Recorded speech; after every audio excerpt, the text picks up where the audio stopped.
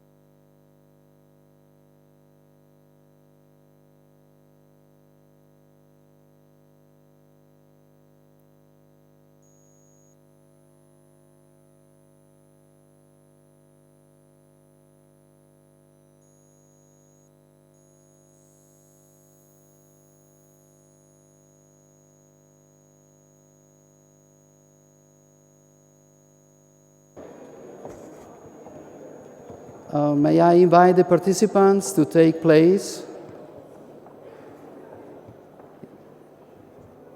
in this main hall?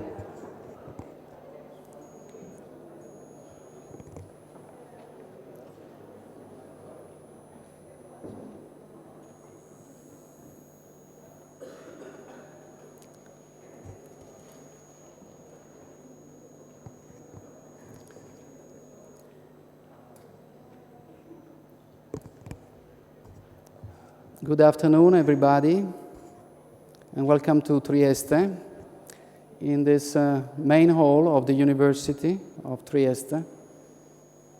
I'm very honored to introduce briefly the session, the very first session of this final conference of the Pacino project, which I coordinated. My name is Andrea Tracogna. I work as a professor in this university. We will be talking a lot about the project itself, the partners, the activities, and there will be also opportunities for exchanging ideas about technology transfer, innovation policies, and entrepreneurial activities, in particularly those that are starting from universities. But before doing this, I would like to, first of all, warmly welcome all the partners that are here today in Trieste, coming from many different countries of this southern part of Europe.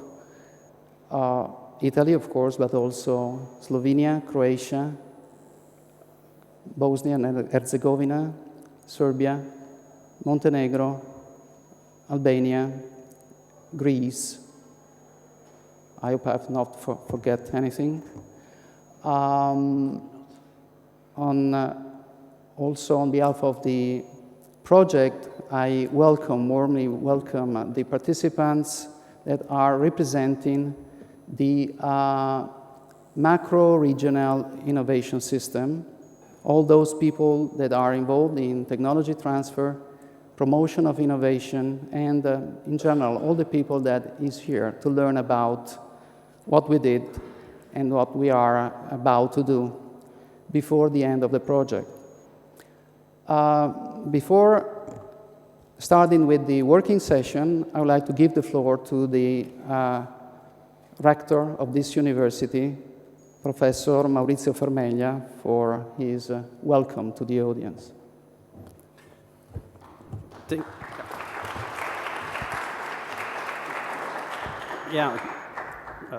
Thank you very much, Andrea, and a warm welcome to all of you here in this university.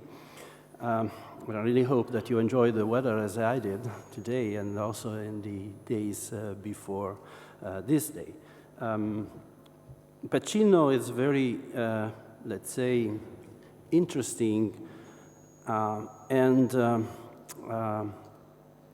emblematic, if I may say so, project for the development of the University of Trieste within this region. And I just want to underline a couple of keywords that you already have in the title of the project. That's trans-academic, it's cooperation and innovation. I mean, around these three terms, we could probably talk for hours, and stressing the importance of all of them. The big idea that I find as an underlying, let's say, engine of this project, which reflects also the strategy of the University of Trieste, is that we actually, in our world, we deal with three big entities. One is science plus culture, in the sense that there's no difference between science and culture. One is technology, and one is society. And these three entities, I love to see them located in the vertex of an ideal equilateral triangle. And unfortunately, in the past, what happened is that perhaps these three entities didn't talk that much together. And science was just going into one direction, and technology was following somehow science, but was not perhaps giving the right support to the society. And the society was not influenced as it should have been by science. So what is my wish? Is that these three elements will work together more closely and more intensively in order to sort of have a movement of implosion rather than explosion. And perhaps I am biased in saying this, but I really think that the university is one of the potential catalysts for catalyzing this marriage. Is it three-body interactions? If there is a chemist or a biologist in the audience, knows very well that it's very difficult to have. It's difficult to have a two-body interaction in terms of chemical reaction, but a three-body reaction is even more difficult. You need a catalyst for doing that. And I think that university is the right catalyst for that. Simply because university produces science and culture, university is able to develop technology, and society is present in the university. Suffice to mention here the fact that in all universities we have political studies, humanistic studies, economic, law, languages. And I'm very much convinced about that because the big issues and the big themes that we are going to hopefully tackle in the next 20 years or so are very much interdisciplinary and multidisciplinary. So we do need interactions and dialogue between disciplines. So going back to the triangle, I'm trying to find here in this region, particularly in Trieste, the different contribution to the triangle. Well, the first, science.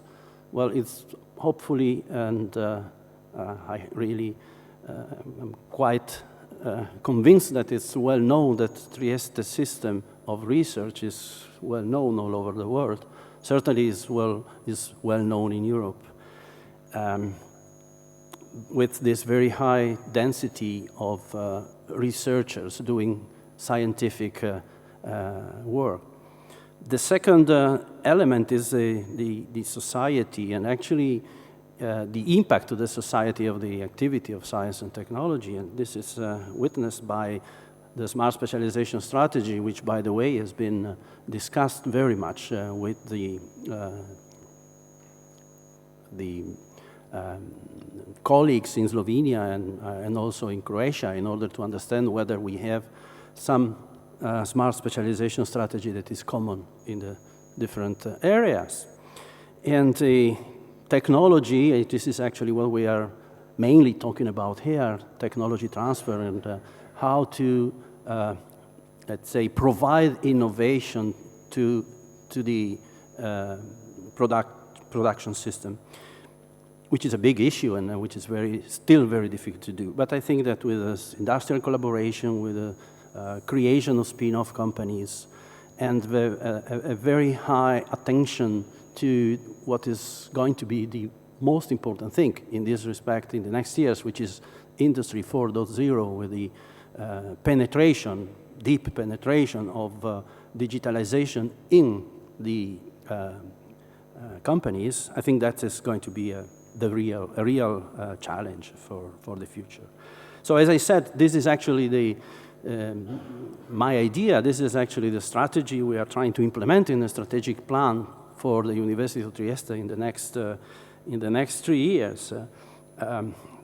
Because the mission of the University of Trieste is very much taken by a said that was done by Theodore Roosevelt, that's keep your eyes on the stars and your feet on the ground, which means that we have to look at things that are very far away from here in terms of time, but at the same time, be aware and be able to localize it in our territory. And when I say our territory, I mean Europe. I really think that science and technology do not travel with a passport. And I think that science and technology will be able to climb walls and jump over walls and fences. I really think that this is going to be our future. So I'm really glad to see here and to have shake hands with many, many friends from different countries that have been listed by Andrea before. And I'm really looking forward for future collaboration in order to, let's say, enhance the productivity and the innovation in this area. We are strong if we stay together. So thanks a lot for the invitation.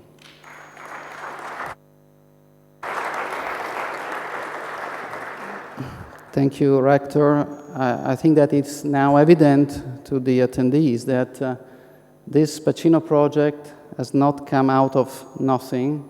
We are just following the vision of this university that is very well represented by your words. And of course, the expectation of all of us is to continue along this path. And this is one also of the discussions we would like to start during the conference. But before, I would like to give the floor to Professor Susanna Zaccarin, that is the director of the department which I belong to, and which most of the people that in this university participated to Pacino are working in.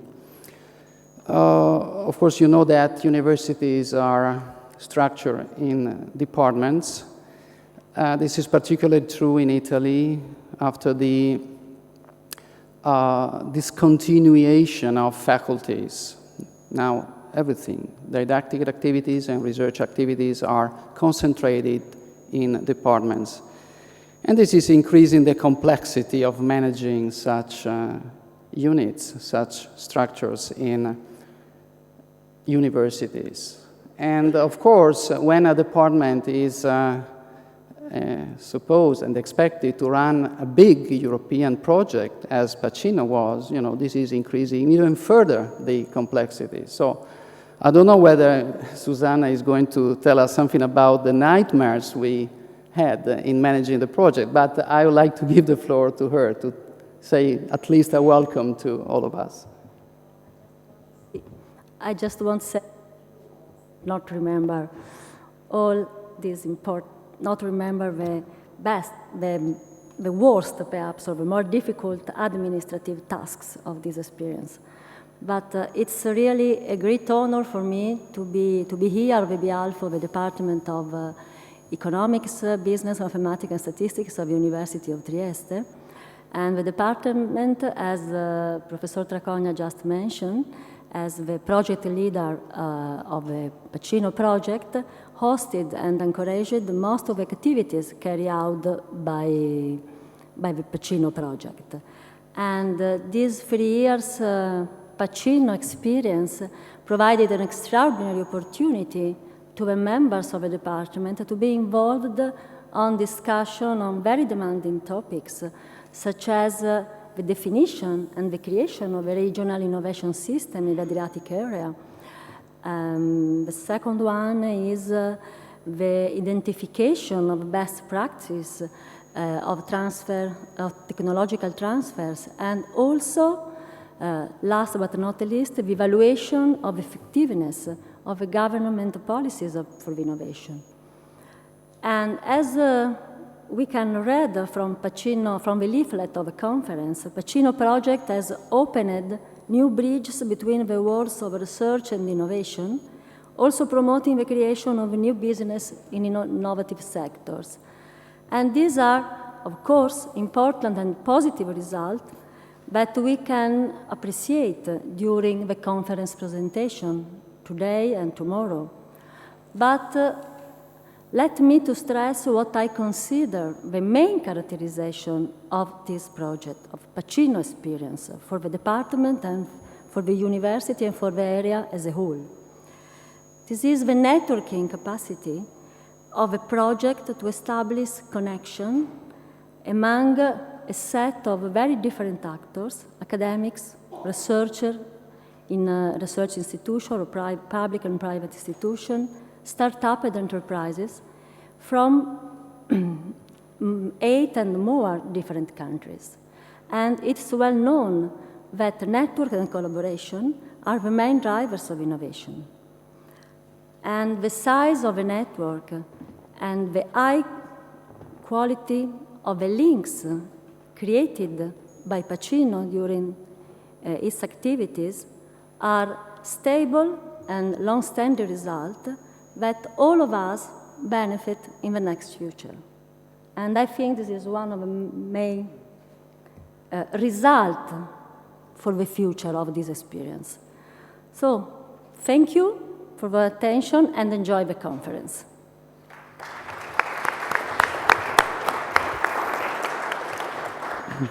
Thank you, Professor Zaccarin.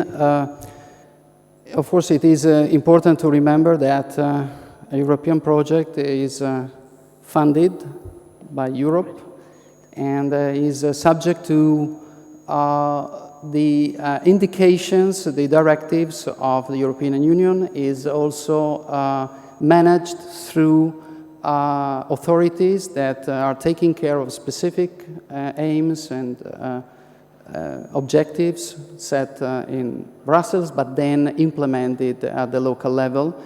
In the case of Pacino, everything was led from L'Aquila by the Adriatic IPA cross-border cooperation program.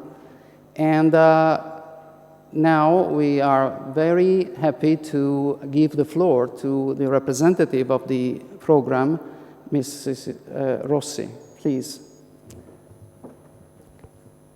Innanzitutto ci terrei a ringraziare l'Università degli Studi di Trieste, il magnifico rettore, capo dipartimento e tutto lo staff del progetto Pacino che nell'arco di finora 35 mesi ha portato a compimento con grande professionalità il lavoro di un progetto straordinario come il progetto Pacino. In rappresentanza del programma IPA Adriatic sono qui a portare i saluti delle autorità di gestione all'apertura di queste 2 giornate di lavori organizzati per l'evento finale del progetto Pacino. Come sapete, la Commissione europea ritiene molto significativi gli obiettivi e i risultati prodotti dal programma IPA Adriatic. Il primo sia per vastità che per numeri nell'ambito della cooperazione territoriale per quanto riguarda la programmazione 2007-2013. In questo momento estremamente significativo per la storia europea, la nuova sfida della cooperazione territoriale nell'area è la strategia adriatico-ionica. Il programma IPA Adriatic ha contribuito in via diretta a finanziare la strategia adriatico-ionica attraverso la capitalizzazione dei propri risultati e attraverso l'impiego di somme residue dei progetti, tra cui anche il progetto Pacino. Il complesso lavoro di individuazione delle risorse disponibili ci ha consentito di lanciare una nuova call, la Target Call on EUSEIR, che ad oggi vede finanziati ben 11 progetti per un ammontare, per una dotazione finanziaria di circa 10.400.000 euro. Questa rappresenta una grande sfida per l'autorità di gestione, ma per l'intero programma IPA Adriatico. L'autorità di gestione oggi pone l'attenzione sui risultati e gli obiettivi raggiunti dal progetto, al fine di acquisire tutta la documentazione finale per poter procedere alle fasi conclusive e per condividere i risultati del progetto al fine del raggiungimento dell'obiettivo primario del programma, che è quello della cooperazione territoriale tra i territori dell'area eleggibile. Con questo concludo e vi auguro un proficuo e sereno svolgimento dei lavori.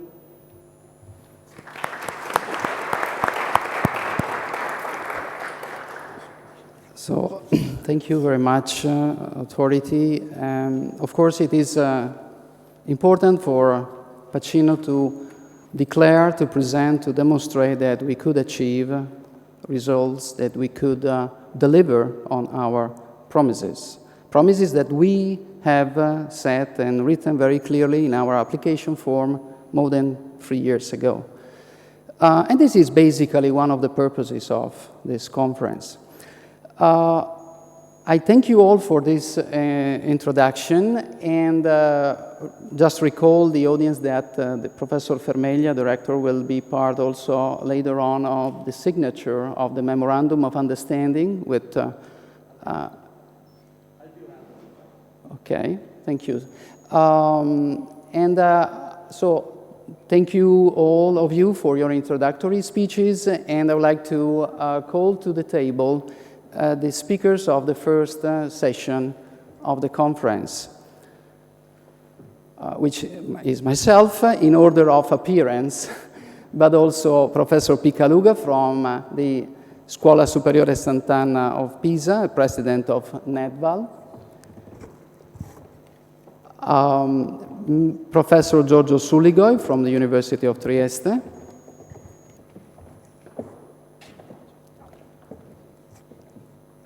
Ms. Vania Rangus, which will join us later on from Slovenia. Okay. Nicola Redi from Vertis SGR, and Mr. Ivan Kurzolo from the JTS, Joint Technical Secretariat of the Italy-Croatia program.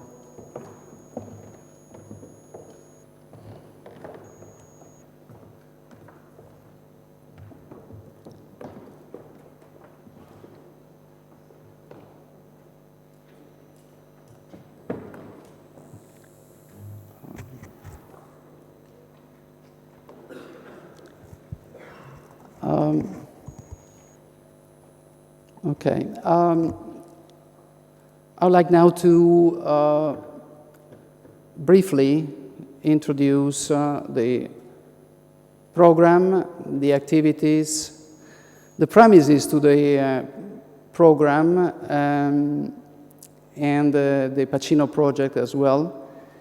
And I would like also to launch some of the topics we would like that during this conference will be discussed and dealt with, because they have to do with the continuation, sustainability, or follow-ups to the project itself.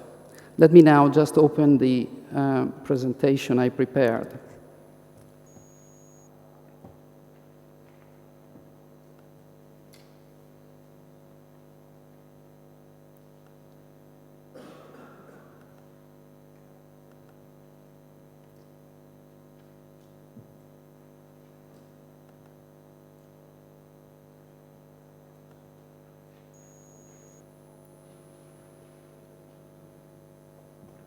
Okay.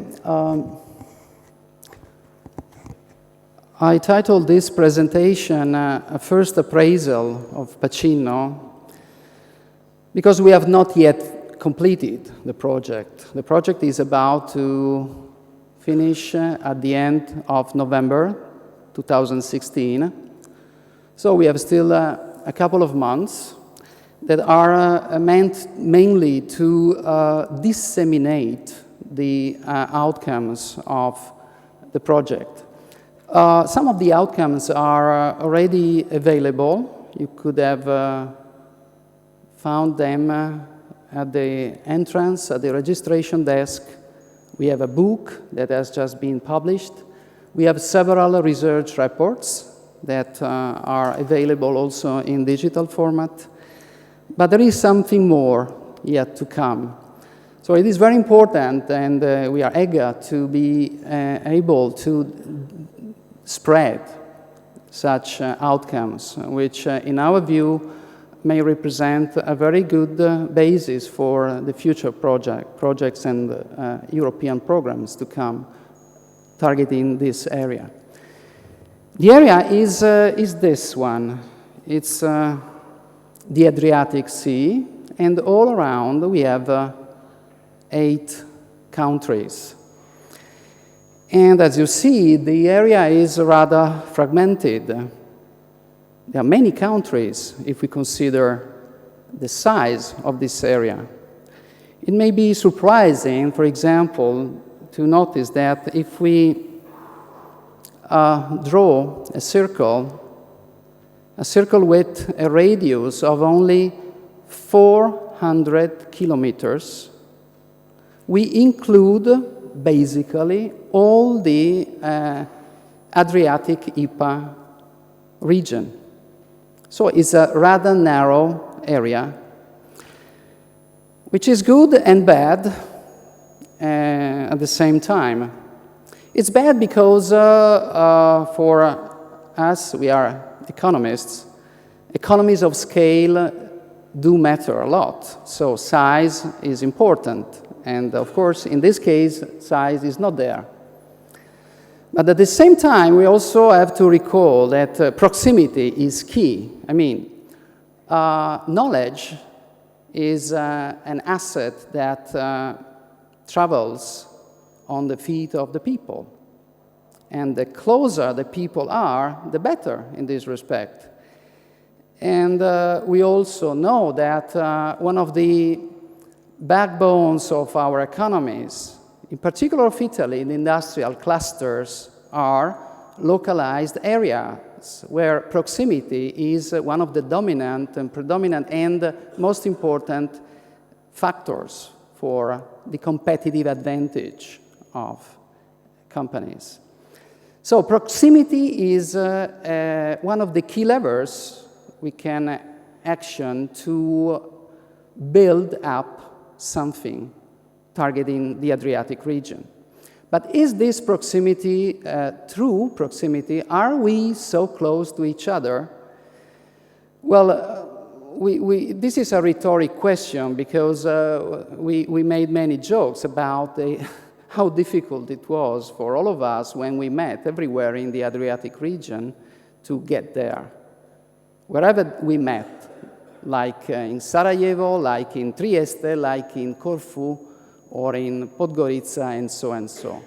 But I wanted to show to the audience in a more effective way this problem by doing a sort of not an academic research, but a very practical data collection from Google Maps. So I inserted the cities where we are located as project partners: Trieste, Aidovština, Rijeka, Podgorica, Sarajevo, Tirana, Corfu, and Belgrade. And I calculated, with the help of Google Maps, the distances, with the assumption that we are driving by car. Okay, I don't know how Google calculated this with reference to Corfu. I don't know whether you can be reached by car. Anyway, let's follow this joke. Well, the joke is basically not that, it's kind of a serious joke because, as you can see, the distances as measured in terms of hours of travel are impressively high, are very high. Let's focus on the city that is closer to the center of the Adriatic region, that is Sarajevo. Do this. Try to add up the number of hours needed to reach every single other destination. And you get to a number that is close to 50 hours.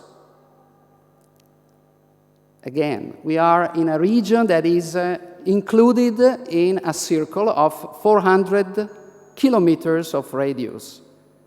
But we are almost unreachable to the others.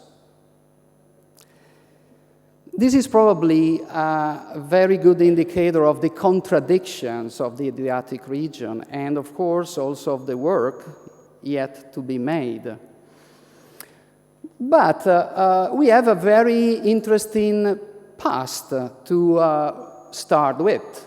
I mean, the Adriatic has been, many centuries ago, the cradle of globalization.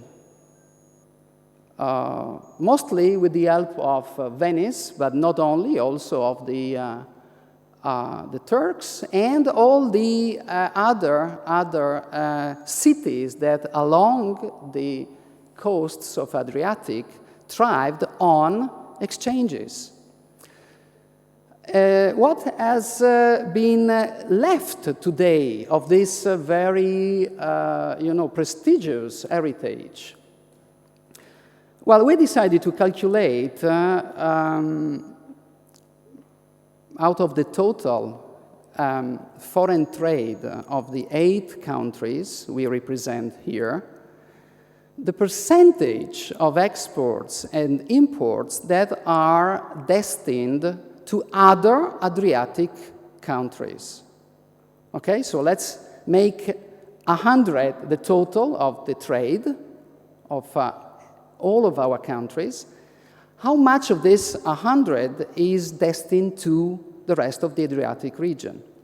And the numbers are quite impressive. Take the first column. Don't get lost with the numbers. So let's focus on the first column, exports. Albania, 67%, 2/3 of exports of Albania are destined to other Adriatic countries. 44% for Bosnia, 43% for Croatia, 15% for Greece, and 3% only for Italy, but Italy is a much bigger country than the other. 54% for Montenegro, 38% for Serbia, and 26% for Slovenia. So, still today, we have a lot of interchange. We believe that this is a good premise to go further. Of course, there is not only interchange of goods. We hope that there could be interchange of ideas, knowledge, patents, and innovative concepts and products, and so and so. But we have also to be aware of the fact that the Adriatic region is also full of problems. We have something in common, that is the long list of problems we face every day as institutions, as citizens, but also as governments. We have systemic problems to take care of, which we try to list here. The main problem, or actually the outcome of these problems, is the low competitiveness of the region.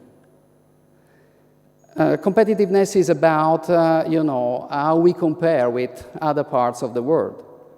And if you are competitive enough, you can get the customer.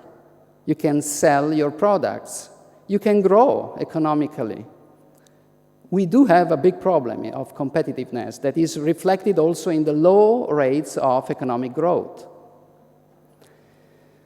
This competitiveness problem is based on a few weaknesses of the Adriatic region that we all have in common. I just read poor infrastructure. Think, for example, of the roads. Think, for example, of the distances we discussed just before. Weak research funding. We will get back to this soon, but definitely we have too little money destined to research. And the fact is that this is also multiplied in its effect by the fact that we are small economies. So small amounts of resources invested by small economies. Then weak innovation, of course, but also weak framework conditions for innovation. We made a research on this, on the framework conditions for innovation, and I invite the audience to take a look to the research reports. Scarce connections between academia and the industry and the business world in general, and this is what technology transfer is also about. Fragmentation, limited size of the domestic markets, and we know that the competitiveness of a region is also correlated, if not caused, by the size of the market. The bigger the market, the more competitive you are. Think, for example, of the US.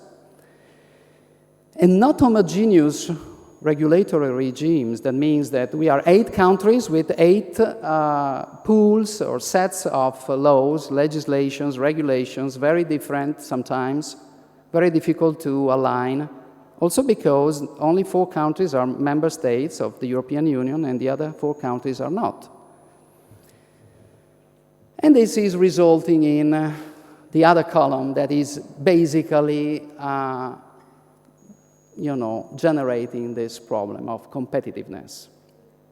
But in our view, probably the worst of the problems is reflected in the numbers of this next slide. It's about youth unemployment in the region. We could not find data that were more recent in order to let it possible for us to compare. So, of course, there are more recent data, and these statistics are changing all the time, very rapidly, because people at this age, they enter and exit the active population very, very fast, very easily, depending also on the policies of the governments. The problem is, I'm not reading the numbers, you can read yourself. The problem is that this is causing another big problem that we are facing today all the time in our countries. That is the brain drain. The young generations, the young people, they are just leaving the Adriatic area. And this is not just perceivable, but it's measurable in terms of numbers of people that are leaving countries and a decrease in the overall population of the Adriatic area. Of course, this is causing long-term consequences to the competitiveness of the region itself. But if we want to make us even more harm, let's have a look to this. Sorry for the, I'm joking, but half joking. During these 3 years, we were very much concerned about, our 8 countries, and we kind of started thinking as a collective entity. Look at this map. This is the map for European based innovation. And it seems that there is another Adriatic Sea right in the middle of this southeastern part of Europe.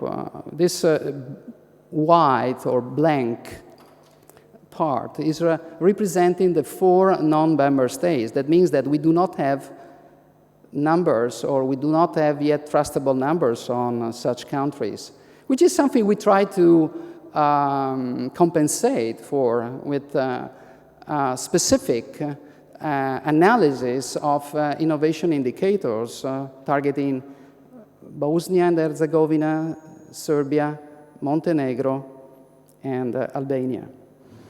But let's forget for a while the missing countries. Let's focus on the countries remaining, in the region, like Italy, Slovenia, Croatia, and Greece.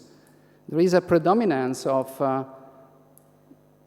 yellow color, and yellow means moderate innovators.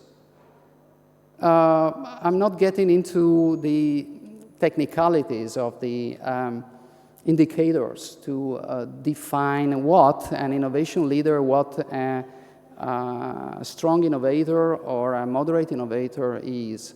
But of course, it is definitely, meaning that we have a problem with innovation. And the problem of innovation is reflected in the numbers we collected regarding the R&D expenditures in the region. In the last column, you have the average of the European, the 28 countries of Europe, 28 still for a little bit, and the averages of expenditures in R&D for private investments, public investments, and as total investments. The total is the first row. 2% is the average in Europe. And the only country that is above this 2% of the Adriatic area is Slovenia. All the other countries are below. This is one proof we do have a problem with innovation. And why is R&D so important? This is a recent study carried out by Ambrosetti covering the period 2000-2013. Sorry, it's in Italian, just the names of the countries, but you can find Italy and Greece. And this is a sort of correlation between GDP growth rate and R&D expenditures as a percentage of GDP. It is evident for everybody, not only for us as academicians, that this correlation is positive. I don't know whether there is any causation effect here or what causes what, but definitely there is a correlation. And where we have less R&D, we have less economic development. But is this just about money spent? We don't think so. We think that R&D can also be based on human capital, people. And we can find smart people everywhere. But how many people can we find? So according to the statistics available, the R&D personnel as a percentage of the active population in the region is consistently below the EU averages, unfortunately. This is what you can find in the first row. But the second row is more positive if we see it in perspective, because if we focus on the PhD graduates that are hopefully the next R&D personnel, or in any case, people that are smart enough to make a difference, then we see that the numbers are not that different than the European average. So we can leverage on this, unless these people are about to leave our countries. Again, we have to face the challenge of the brain drain. Are we doing enough to avoid these people to leave our countries? Of course, one of the purposes of many European programs and of the missions of Pacino itself has been that of helping the development of a Adriatic innovation system at the macro-regional level. Is there anything we can base our efforts on? I mean, what are the statistics telling us about the level of interchange of innovative activities between the Adriatic countries? For example, co-patenting can be considered a proxy of the richness of interactions between countries with reference to innovation. You know that you co-patent when you develop something new, and then of course you get a patent, together with another company, another institution, another innovation agent. The first column is measuring the proportion, the percentage of patents of a country over the period of 2010-2014 that have been developed with international partners. And we see there is a good enough propensity for international co-patenting in the Adriatic region. The fact is that the second column, is, with the exception of Albania, is telling us that very little part of this co-patented activity is involving Adriatic countries, other Adriatic countries. So the Adriatic region is not yet, in this respect, in terms of co-patenting, in terms of developing together new products, new services, something that is subject to intellectual protection, is not developing together such important prerequisites for competitiveness. But the situation is different, is more positive if we look at the co-publishing. What is co-publishing? Is where we are mostly academicians, and of course, we are quite accustomed to publish articles, papers with many authors. And an international co-publication is where we have, in the list of the authors, people of different countries. So what we notice, and have a look to the second column, that out of, let's say, 100 co-publications, 23 of them in Albania, they are made with co-authors of the Adriatic region. 41% for Bosnia, 14% for Croatia, and so and so. So in our view, this is signaling an opportunity, that is to collaborate together in terms of academic productivity, which is something that already the statistics are showing. So these are the premises of our project. We started from here a couple of years ago, almost 3 years ago. And we established a set of actions targeted at improving, in general, the competitiveness of the region, but in particular, the innovation systems. As previously was emphasized, PACINO is an acronym that is pointing out the following, that we want to create a platform of cooperation involving universities and research centers. So this is a trans-academic platform for cooperation with specific reference to innovation. Okay, so PACINO means Platform for Academic Cooperation in Innovation. So it's a very easy acronym. We discovered that it's easy to pronounce in all of our languages. Okay, so it was also a good brand name for our project. We also use this payoff where knowledge becomes innovation, because we, academic, research-based institutions, we produce knowledge. But knowledge has a long road to become innovation. And so we are focusing on making this transformation possible, from knowledge to innovation.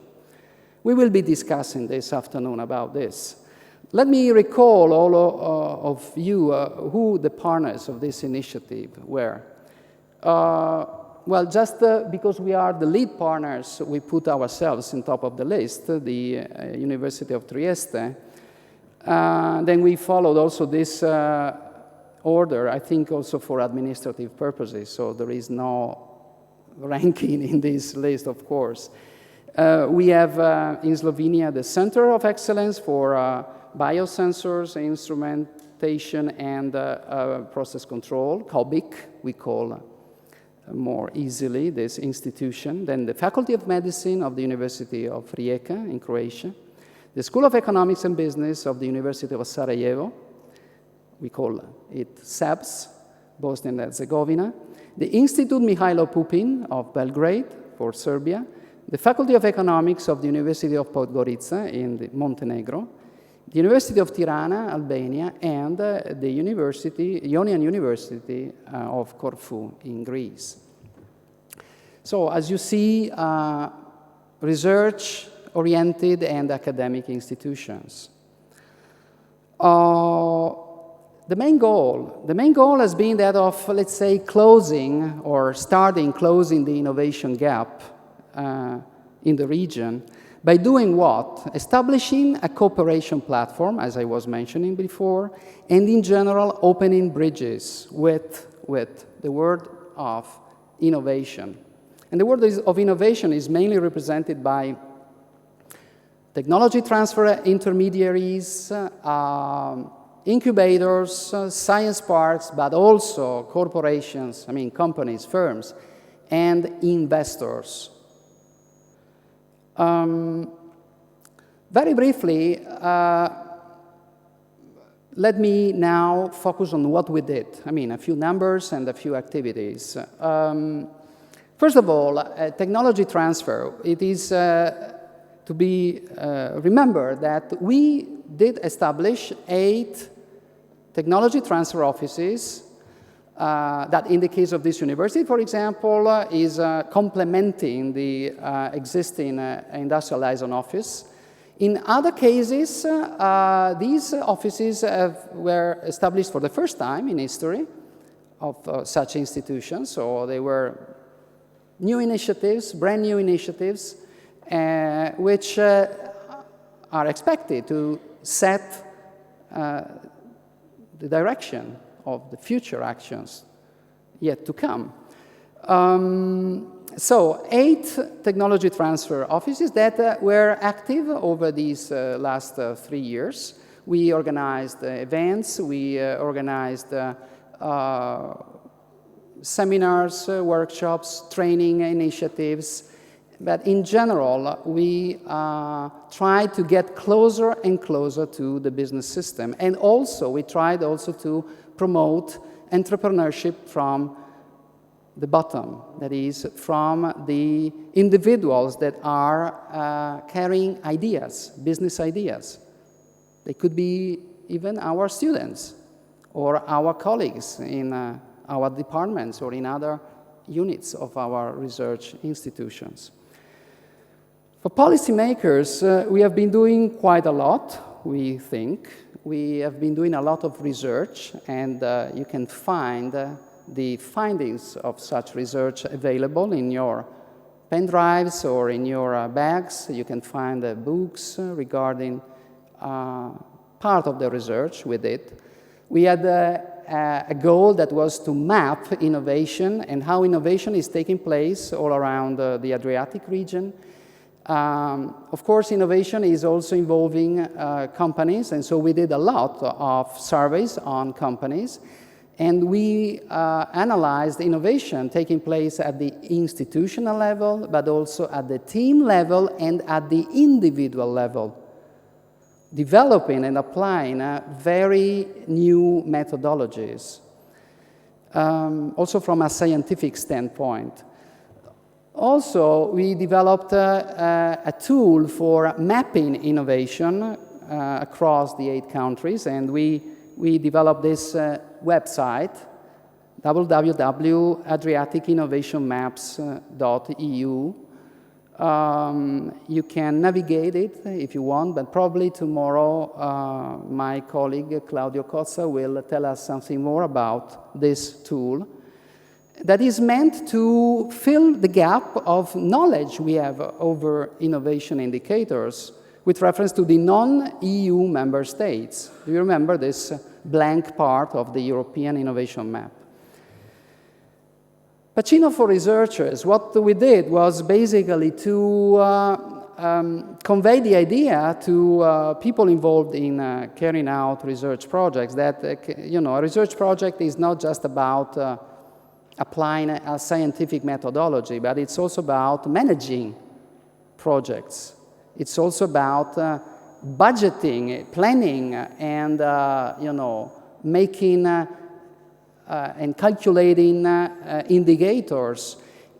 So we set up a training program meant for research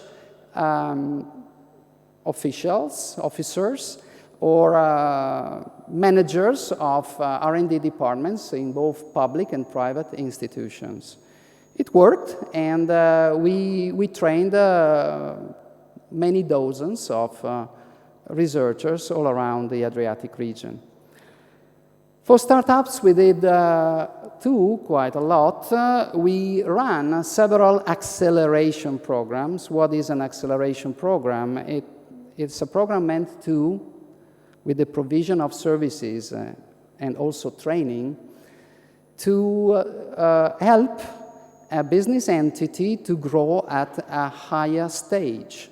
It could be an idea that is helped to grow at the, let's say, established firm level, or an established firm that is just helped to grow at a higher level, like, for example, the level of a mid-sized, medium-sized company. Of course, this is also involving the presence of investors, and we did this with the help of financial investors. Pacino for SMEs, I already recall that we involved more than 1,000 SMEs with our surveys, but not only, we also involved them in pilot projects meant to apply our research to their problems. But we are very proud of the outcomes we got from this research, and I strongly invite you to have a look, to take a look to our reports. What next? We are about to finish this project. Of course, every good thing is destined to finish. And the key issue, the key challenge for us now is to provide sustainability. And sustainability should not be only based on the availability of European Union funds, also because they are very competitive, and sometimes the time is not the right one. For example, at the moment, there are many programs, as one of the speakers will remind us, about to be launched, but unfortunately, they are coming too late to give a strict continuity to Pacino. So what can we do? And we decided that the first thing we can do is to help the technology transfer offices to do their activities in the right way by benchmarking with the best practices all around Europe. And we will start doing this by calling for and asking for the help of the Italian Association for the Valorization of Research, that is a network of technology transfer offices of our universities, whose name is NETVAL, that is here represented by the next speaker, Professor Andrea Piccaluga. And I'm about to finish, and let me now introduce the next speakers. The first one, Andrea Piccaluga, will tell us something about NETVAL and about the challenges they faced over the last 15 or something years to promote technology transfer, but also more than this, I mean the third mission of our universities in Italy. But probably, considering his expertise, he will also share with us some of his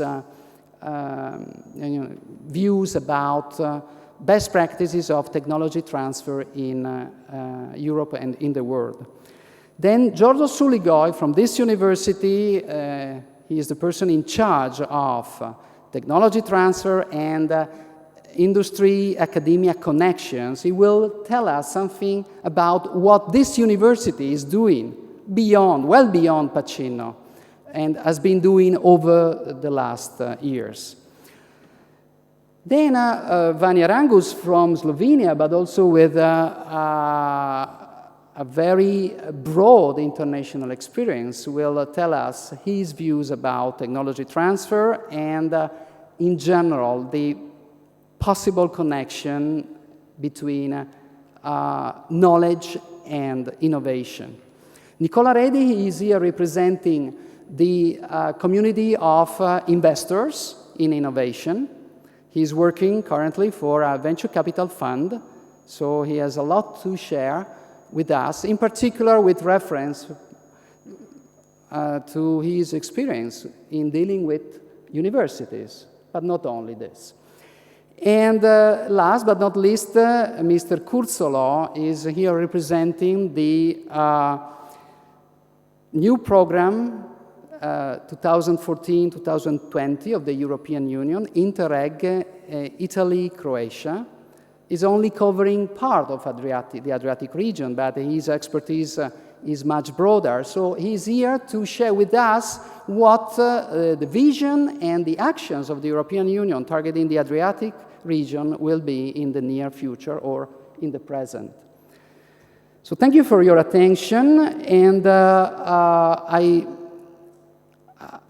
I will invite you also to have a look to the rest of the program that is very rich, but I do not want to overwhelm you with too much detail. So you will find in the program that has been given to you also the contents of the next sessions. Tomorrow we'll have a session dedicated to policy makers, but in particular innovation policies. What can we do to make things happen? And another session dedicated to academic entrepreneurship and in general startups in the Adriatic region. Is it possible? This is the question we are asking ourselves. But let me now give the floor to the first speaker, that is Professor Andrea Piccaluga. You can decide whether to speak from here or just to stand there. Probably it's better here. Thank you very much.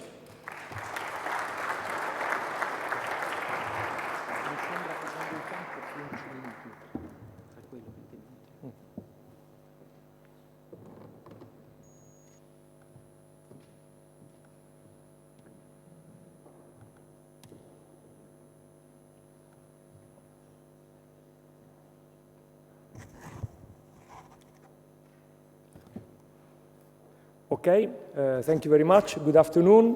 Thank you very much for the invitation. It's a pleasure to be here in Trieste. Thank you very much to the rector, to Andrea.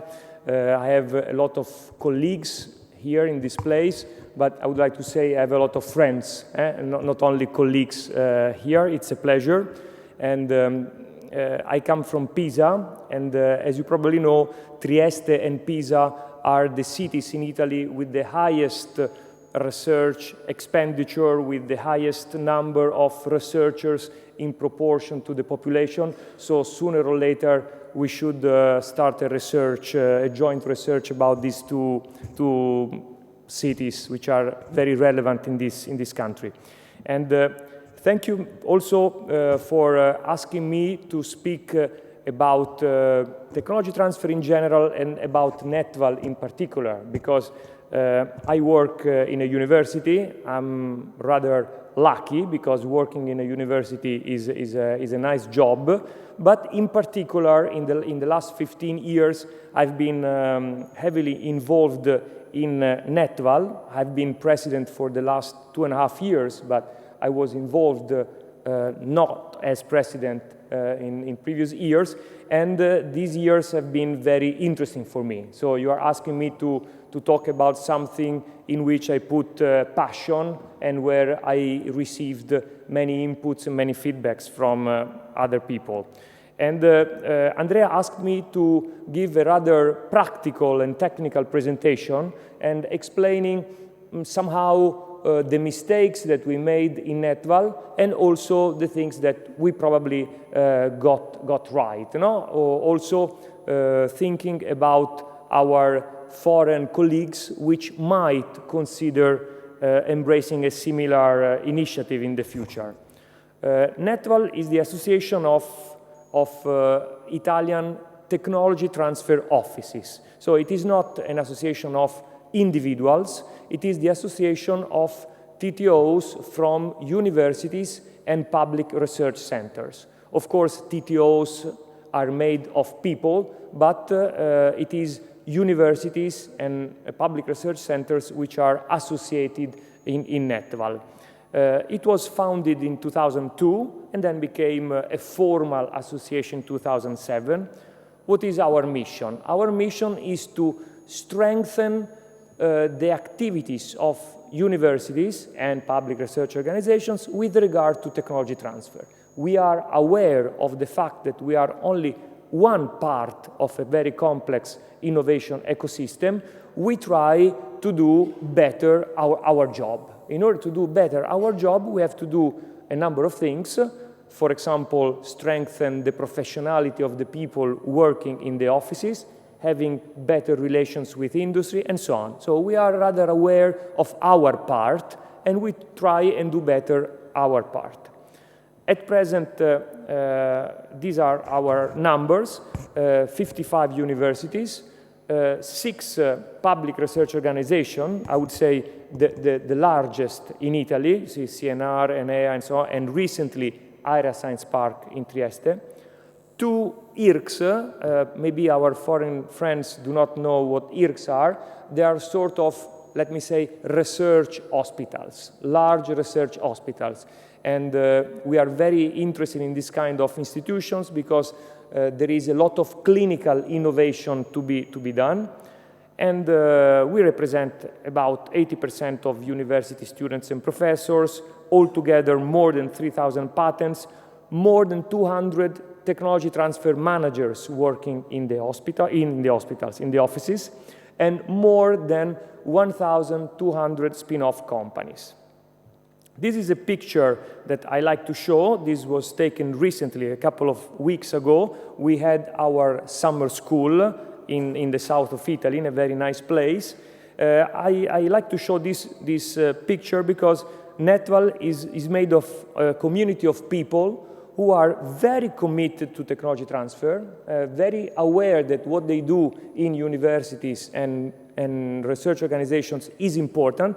They try to do it with professionality and enthusiasm. So this picture well represents, I might stop here because this picture represents most of what I would like to transmit to you. But the starting point was in 2001. Why 2001? Because there was a crucial law which was passed by the Minister Tremonti about professors' privilege. So this law transferred the ownership of university inventions to individual professors and researchers and not the university. Because Tremonti said universities are inefficient in managing intellectual property, in managing inventions, okay? This was his opinion. And people in universities did not like this law and somehow considered Tremonti's law as a sort of a provocation, okay? And many people in universities said, "Dear Tremonti, we will show you that we are not so inefficient, okay? Maybe we are rather inefficient at the moment, we must be honest, but we will try and show you that what you say is not true." And so we started, many people in universities started to share experiences, to set up the offices, and so somehow Netval was set up thanks to Tremonti, even if he probably doesn't know and doesn't care too much, to be honest, okay? But it was this law which, let's say, triggered something that some universities were already working at. It is not true that universities were doing nothing. They were doing something, but this law pushed us to stay together. This is what we believe in. We believe that the valorization of research results is not an optional. It's not something that you choose if you do it or not. It's an obligation, because research costs a lot of money. We have the obligation to take care of researchers, to take care of research results. So we believe in this. We believe that that we are not doing this for money. The objective is not to make a lot of money. Maybe along the way, we will find that some inventions, some patents, some spin-off companies will generate nice revenues. Very good. But we are not obsessed about making money. We should be obsessed of transferring inventions towards the market, towards industry. And we are aware that a good TTO is an important element. Of course, not the only element. Of course, we need good research, we need good venture capitalists, we need good incubators, we need good science parks, and so on, but we also need good TTOs.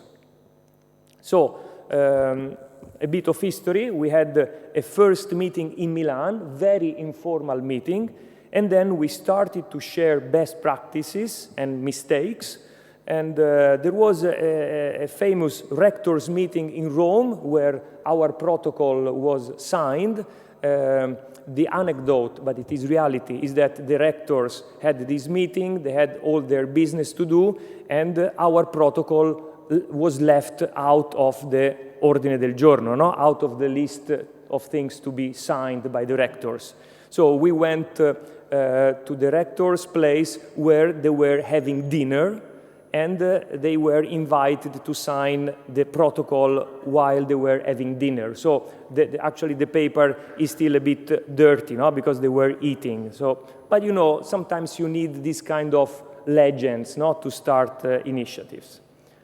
What was the recipe, the magic recipe, or an important ingredients for these years? Sharing.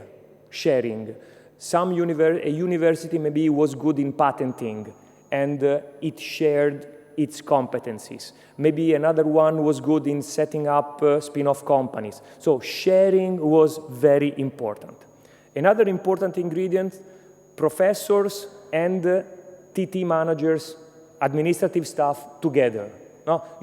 Sometimes in university, the professors do things and the people from administration do other things, have a different mentality, sometimes they have conflicts and so on. We kept these two communities together all the time. Companies in these years have been happy. Some people say, if the universities manages intellectual property more professionally, maybe the companies will not be happy, no? Because they will have a more severe partner. This was not true. Companies are happy if the professionality in university increase. We had the objective of making researchers happy, of course, and sometimes another ingredient is that comets appear in the sky. What do I mean by comets? You know, the field of technology transfer is full of new initiatives, okay? And sometimes, even in this field, some comets in these years have appeared. National agencies, different initiatives, sometimes also well-funded, but the comets appeared and then disappeared. And we were patient and stable, and the comets disappear. What we are good at, perhaps? This sense of community, strong sense of belonging to the public research system. There is a kind of ethic if you work in the public sector, and this is very strong in our community. We have been doing a lot of training. Training is very important for people who just enter the offices, specialized training, basic training. This is something that we have been working at a lot. We have been trying not to waste the associates' money. Every university pays a fee to be part of Netval.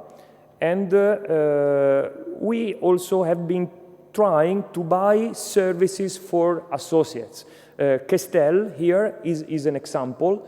We, as Netval, buy this patent database at a very good price and then give it to our associates. So this is something which revealed quite useful. We have a national survey with data about technology transfer. Now in Italy we also have ANVUR and other exercises, other initiatives to collect data also about the third mission, technology transfer. Well, we have been collecting for many years this kind of data. Of course, we have to improve. We have many things to improve. Sometimes we wonder whether we should establish a national platform for selling patents. Selling patents is something that we want to improve, no? Licensing and so on, maybe. Maybe we should experiment a technology transfer company like they have in Oxford, like they have in Israel. The University of Padova is starting an experiment. Sometimes we wonder if we should start a regional or national initiative in this field. Maybe the regional dimension of TTOs is important. In this region you are experimenting one, in Tuscany the same.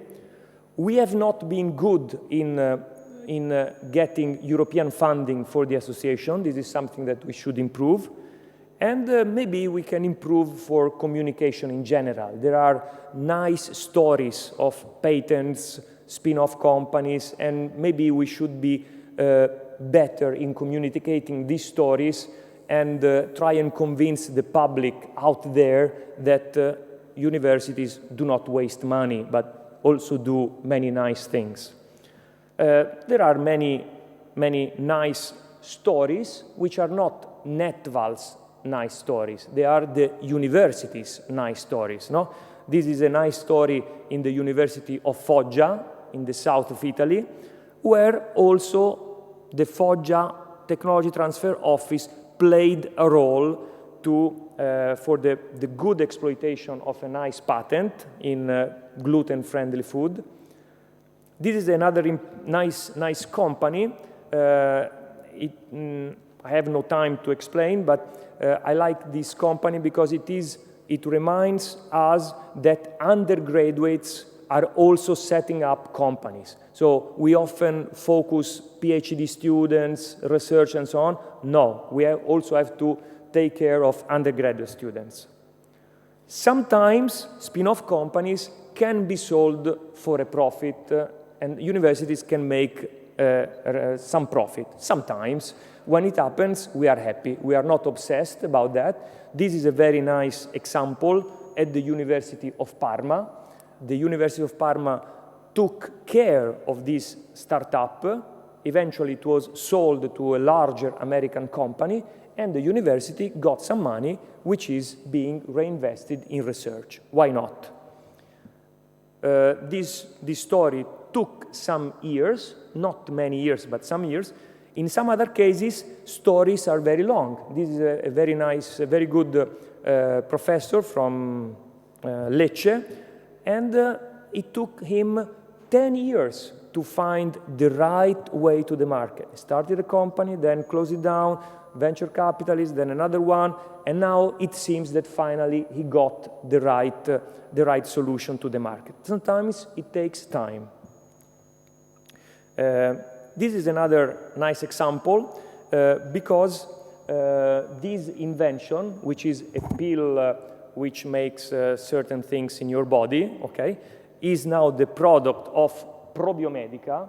And the nice thing is that at the University of Florence, they had invented something, but they needed some technologies about making pills, okay? And these technologies were available in Pisa. So finally, they met and they made this company. But a third person was needed to put the two research groups together, even if these two research groups are only 1 hour by car away from each other. So this means that there is a lot to do in connecting the dots, even in the university system. This is another success story. Perhaps we are not so good in lobbying, in convincing institutions, in convincing ministries to do certain things, but the Italian Patent Office, in interacting with us, decided to fund a number of scholarships, a number of new positions to work in university technology transfer offices. And this made us very happy, because the Patent Office thought that strengthening universities was the right way to increase the competitiveness of companies. Okay? And this was possible because we had very good dialogue, very good relations with the Italian Patent Office, which is part of the Ministry of Economic Development. What are we afraid? I'm finishing, Andrea. What are we afraid of? We are afraid that for the fact that technology transfer often is vulnerable. Sometimes a rector changes, a delegate for technology transfer changes, and things have to be started again. Sometimes there is no organizational memory. Sometimes there are wrong expectations. People would go to the technology transfer office and say, hey, I expect you to make a lot of money with my inventions. Not easy. And we are also afraid that maybe the wrong comets appear, no? That some comets, some initiatives become too big and maybe put a shadow on public research. We have some wishes. objectives for the future are in the field of clinical innovation. I think there is a lot to do in this country in the field of clinical innovation. There is a lot to do in order to show the impact of public research. This is a key word which, for example, in the UK is now consolidated. I think, in general, we are not good enough in showing the impact of our research results. And we can also further strengthen our international network, for example, with Pacino. So, my last slide, possible suggestions for countries who want to start a network. The first suggestion is that a core team is fundamental. One person is not enough. You need a small number of very committed people to start such an initiative. The second suggestion is to mix professors and administrative staff. A third one is that a national TT network is not expensive. Our budget is rather limited, but we think that associates should pay something. Not too much, but it is also always important to pay something, because if you pay something, then you control, you are there, I mean, free things are not always good.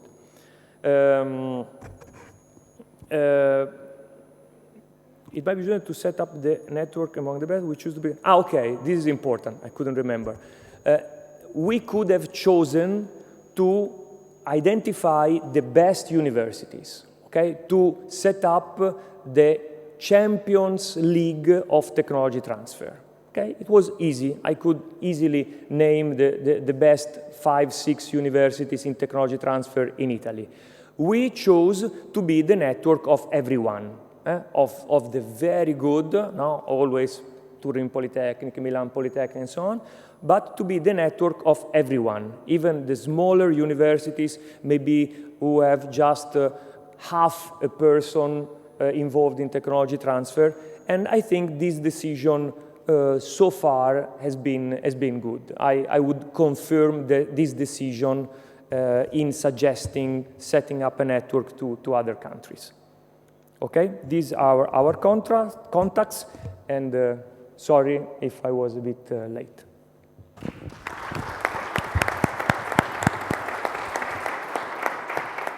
Thank you so much, Professor Picaluga, also for being very quick but effective.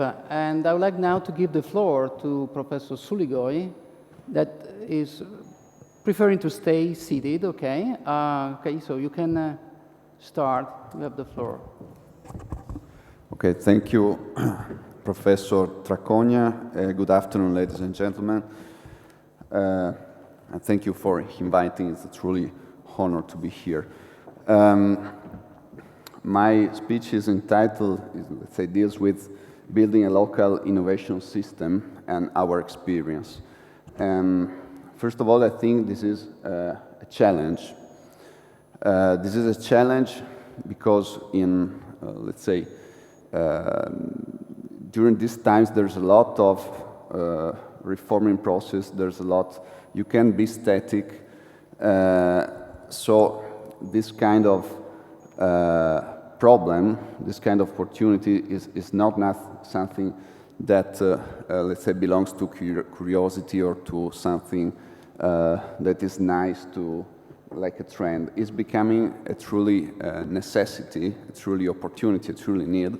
And first of all, it is the local system that are the stakeholders that ask us to, let's say, to join. And from the, all the contacts, the relations that we are having, that we have had during the years, the science systems, and so the universities, is one of the building blocks of this innovation system. This is certified. You can, and Andrea shown extraordinarily interesting results about this, but also about other communities in the world. The higher the density in research centers that perform well, that have extraordinary performance, and the more is the densities of companies, the more are the value that you can add, and so on. There are entire countries and states that have been, let's say, built and completely renewed and relaunched thanks to this kind of politics. Also, again, for what it concerns this kind of reforms, this kind of changings of the ideas in these times, universities today have 3 missions. Besides education and research, there is the so-called third mission that is something that still perhaps is not completely seen as natural, because perhaps is the most recent one. We all agree that for making good education and for being able to perform in the third mission, let's say to have an impact, we must move from good research, and we must move from possibly the most, let's say, the strongest groups, the strongest, our points of strength in research. We move from, as the University of Trieste, we believe we do have these assets. University of Trieste is normally well evaluated, and especially from international rankings, we are often ranked among the very top, let's say, middle-sized universities in Italy.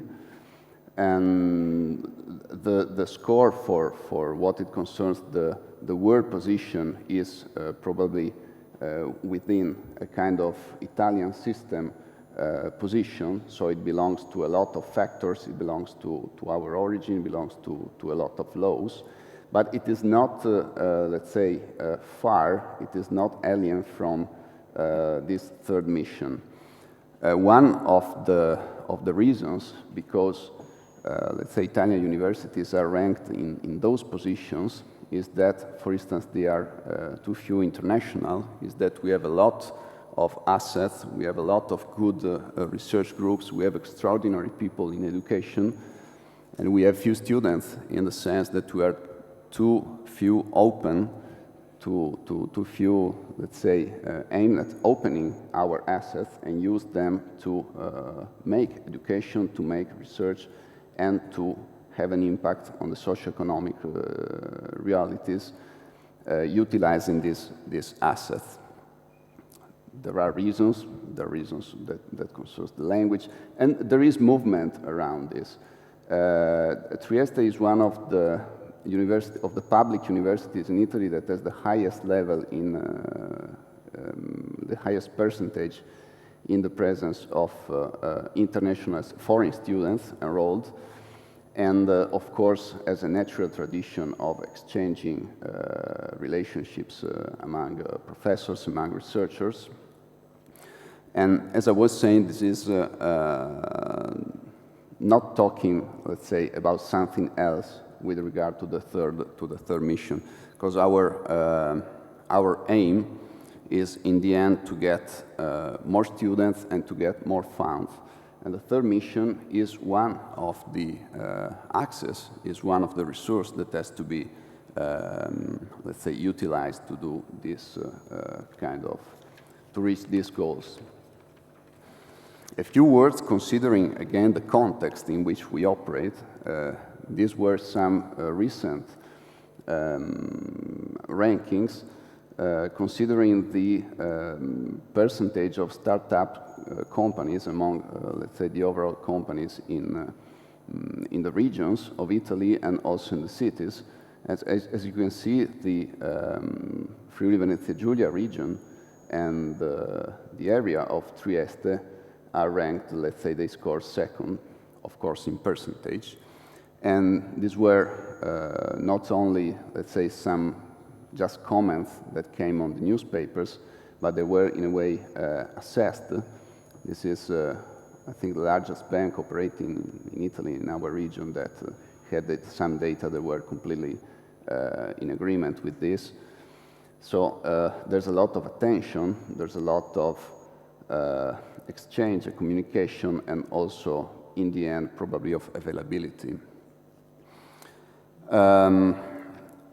some words considering the experience that we have had in the University of Trieste. The University of Trieste has made a strong investment on the industrial liaison office, who at the moment covers the, let's say, the functions, the roles of the functions. Basically, these four functions, developing and promoting and getting value from intellectual property, making it possible to create new enterprises, promotion of contacts, collaborative research, and of course fundraising and placement. This is also one of the functions that has been joined, because more and more when we deal with companies, they ask us not only to cooperate with them on a bilateral side for what it concerns research, collaborations, but at the same time with link with placement, and more and more they try to get talents from even before they graduate, to try to get in touch with them before they graduate, both with the offer of internships, but also and more with challenges, with prizes, with hackathons, and so on. The office was founded in 2008, and then it has grown at the moment to cover this function. It enrolled about 10 people, and this is a relevant number. I believe this puts this university in the very top 10 universities in Italy for people devoted to technology transfer activities. The activities that, let's say, the office cover are both directed to the university population and to the, let's say, to the stakeholder of the territory.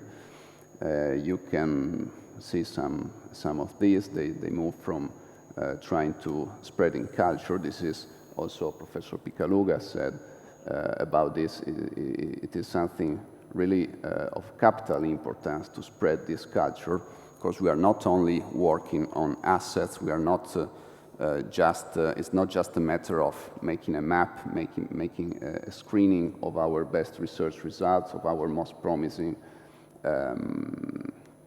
research groups or ideas, but also a work of communicating very well and trying to build up an attitude, try to build up a community as you are doing. Our university has been a member of the NetVal since many years, and so we really appreciate this kind of way that you have indicated. The office also cooperates for giving strategic advice, for managing also some projects that are not just referred to a single department, but sometimes where more than one department are needed, the office is involved.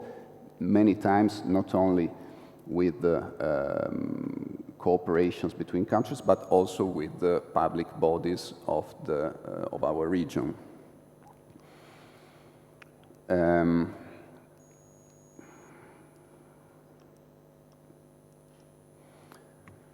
And for what it concerns the activity devoted to the stakeholders, there's of course the promotion of our patent portfolio, valorization of knowledge, promotion of a culture of intellectual properties, and so on. A few numbers. These are the spin-offs, the university spin-offs that has been launched in the last 10 years. Let's say there's an average of 2 spin-offs per year at the moment. And also you can see the sign with -1 means that during that year we have closed one of these companies. But anyway, the overall results are also in terms of life of this company is promising, and this confirms what we're saying before, both by the newspapers, by the media, and also by the bank analysts. A spin-off company has more probability, statistically, is more lasting than a normal company. A few numbers that regards our patents and our patent portfolio.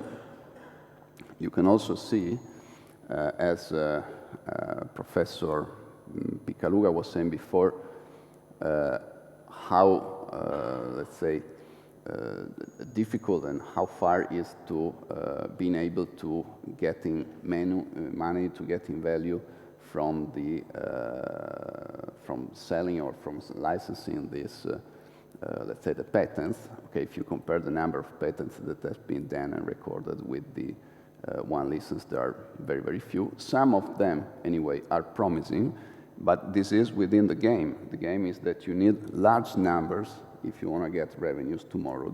You need very, very large numbers, probably a couple of orders of magnitudes more than this. And again, because of this, is really important the work that NetVal is doing of connecting all the portfolio, because probably the portfolio of patents of the Italian universities is less than the one of just London universities or something like that, probably.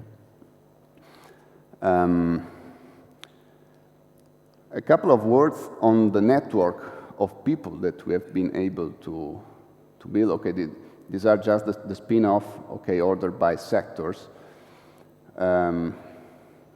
which in a way reflect some of our points of strength and some of the, let's say, specializations of the smart specializations of our region. We have developed a couple of years ago, I think, a partnership with these four entities, the University of Trieste, area that is a science park located here in Trieste that also manages an incubator. I've seen the program tomorrow, you will have one of the managers of this incubator. Then BIC, which is another small incubator that have more experience in getting financial instruments, and as it was the former managing entity of the industrial zone of Trieste. So we tried to build a pipeline, putting together people working on these topics from the, let's say, production of the idea and the research results to its incubation, and then the possible getting the financial instruments and the possibility of getting in production. This was an attempt to building a network of a reasonable number of people working on these topics.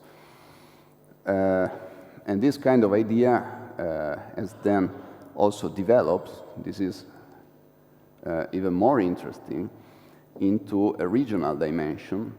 My colleagues from the Industrial Liaison Office, Cristiano Piani and his staff, and also the other colleagues from the universities of Venezia Giulia, Udine and Sissa, have been able to write a proposal to win a project funded by the Italian Ministry of Economic Development that have a multiple, let's say, set of objectives. One of these foresees the kind of federation of the technology transfer activities. And in this way, these three universities now can operate as a kind of, let's say, local points of the same network, while keeping their own specialization, if according to the. So we can put together. We have put together the people. We have built a strong asset, and we are starting, let's say, consolidating this kind of network. It has been really interesting, let's say, within this project we have followed some of the targets of these projects were to understand, to visit, to build international relations, and also to learn practice. So different missions have been realized in some of the most representative places for innovations and for the densities of startup.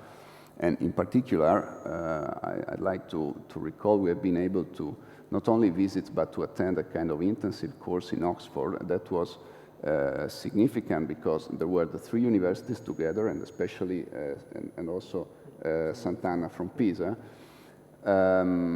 We had some numbers from them, okay, besides what we try to learn, but some numbers. We visit the ISIS Innovation, which is the society that the company that makes technology transfer for Oxford universities.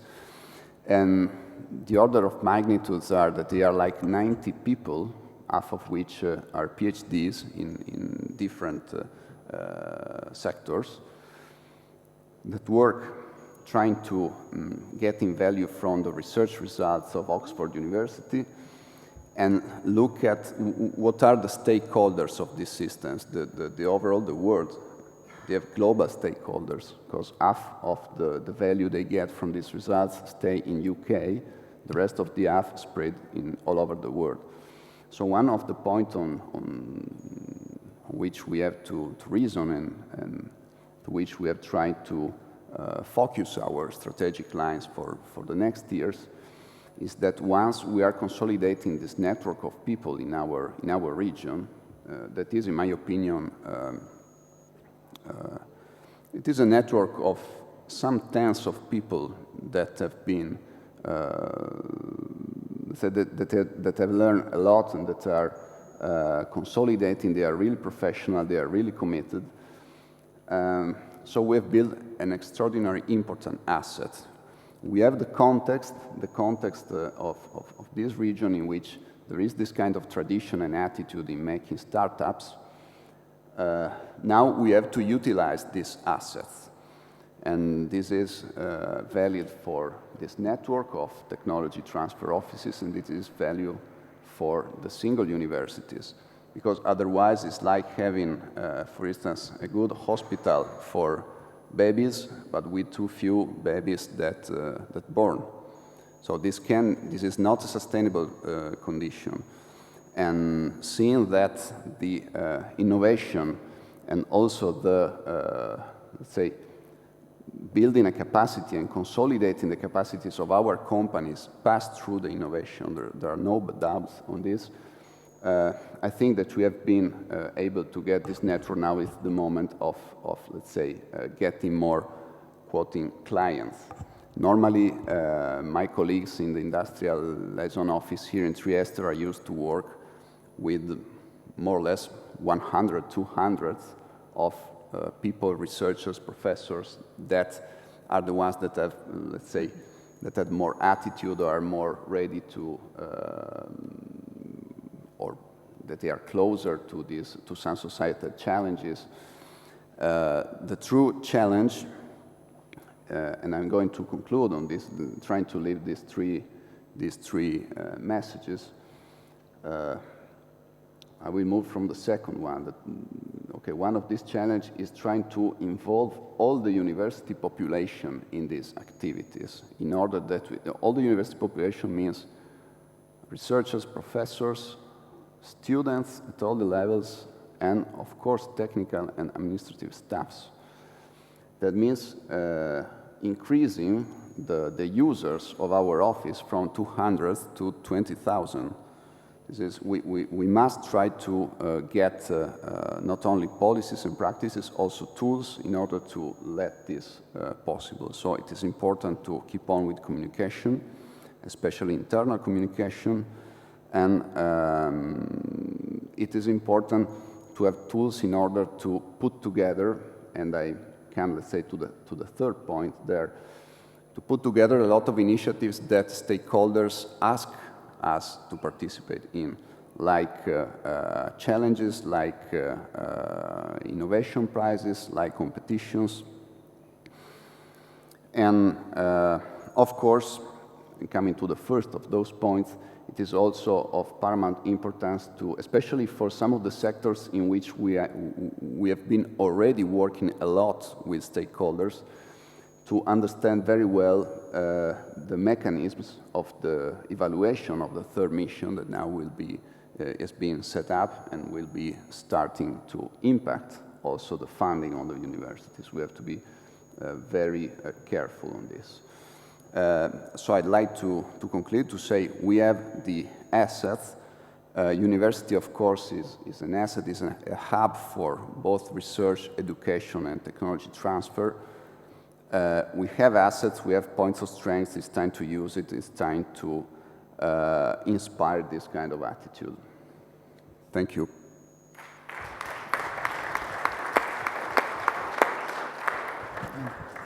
Thank you, Professor Suligoi. Now we have been offered the view over technology transfer in Italy and in Trieste, specifically. We would like now to discuss, about broader and more international experiences with Vania Rangus, that has the floor now. Where do you prefer to speak? From here? Great. Okay, so floor is yours. Thank you very much.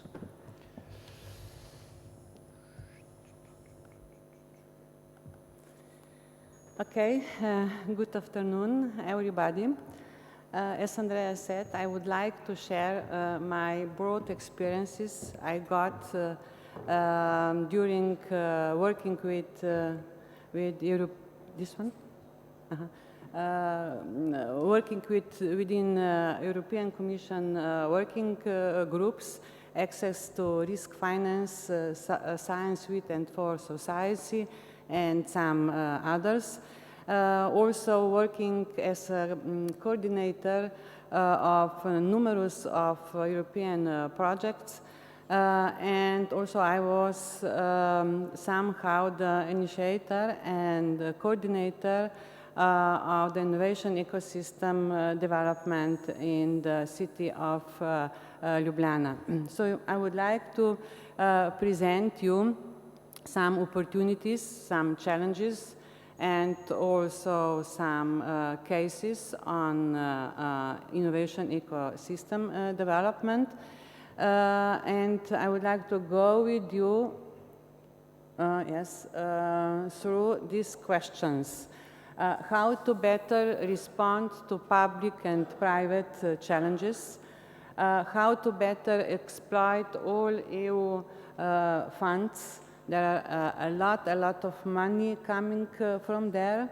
What is the role of technology transfer offices, and maybe also some models, good models on that. What about services and service innovation? Does they contribute to smarter Europe or not? How to leverage private capital? We heard that funding is very important if you want to develop invention into innovation.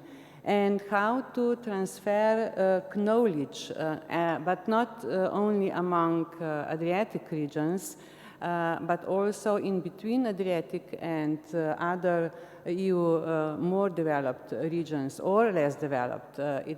Both count.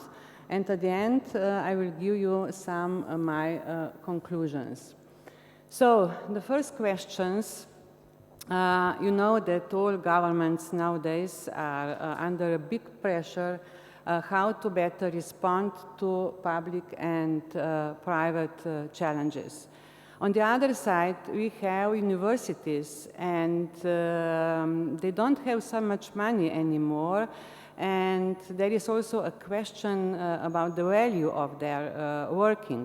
So they have to change their role somehow, or their attitude.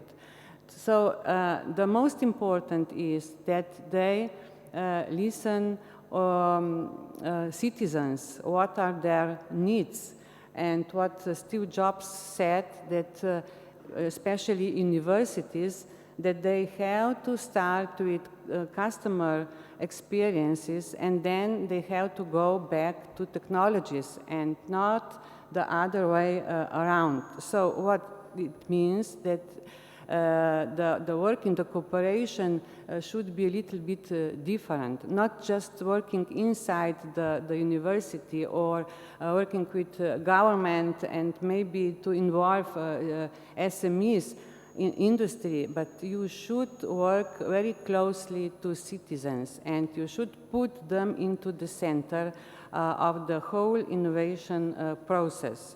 So what Andrea said, the result of the Pacino, if I understood you quite well, will be also to create a platform of universities. I would like just to point out here that there is an initiative going on, leading by UK university, and they are creating a kind of, this is a co-learning project, they are creating a European network of civic universities. So it would be good maybe to contact them. Universities that are already there are coming from Ireland, from Finland, and from Netherlands. And they are very good at that, how to involve and how to work with citizens. So, how to better exploit all kinds of funds, Horizon 2020, and also structural funds. Maybe you are good at in the exploitation of in Horizon 2020, but the question is how to combine this money and the money coming from structural funds. So one is for sure that you need a very good, smart strategy on the national level. This is the first step. And the next step is to involve smart mayors. They have a lot of ideas how to deal with urban development and how to deal with environmental issues and what are the citizens' needs. So it would be fine to have it with you as well. Here I would like to just to give you an information. Smart City platform project is going on, and partners are already Slovenia, Croatia, Spain, and Germany. You can get from them a lot of knowledge how to work with citizens. And also, don't forget Amsterdam Smart City and Barcelona Smart City strategy. A very good strategy, and you can see a lot of cases how to better fulfill citizens' needs and create knowledge-based jobs. And also, open innovation strategy in Austria will give you a lot of ideas. They developed around 16 concrete measures how to work with citizens, starting within kindergartens and schools. Austria said that this is the first open innovation strategy, not just in Europe, but also in the world. So take a look at that, it's really worth it. So technology transfer, you all know what is the life cycle of R&D projects, and that there is a big gap in the development phase of small business. In the group Access to Risk Finance, we found out that, for example, with Dr. Eli Evan from Israel, that they have a gap in a range of from 1 to 3 million euros, and that we suggested that such a gap should be somehow supported by European funding. It doesn't work? Okay. Here you have also Israel ecosystem. I like it very much. They are very good. On one side, you have universities. They are producing somehow inventions. And they have advisory groups composed by some multinationals. And at the end, they have also a company, development company, which takes care of commercialization. But the money, the gap how to fulfill is what they need this money to fulfillment is for business development, business plan development, for IP, for strategy development, for market research. So we really hope that European Commission will listen us and will open a call for that kind of support. And what Mr. Andrea, I don't know which one, said, that they would like to have a very good technology transfer offices. I completely agree with you, but we found that there is a lack of human resources and knowledge, and the support should be given also to this kind of issues. And you already know, I hope so, that there are some calls opened on that, and the call was opened also for Balkans regions.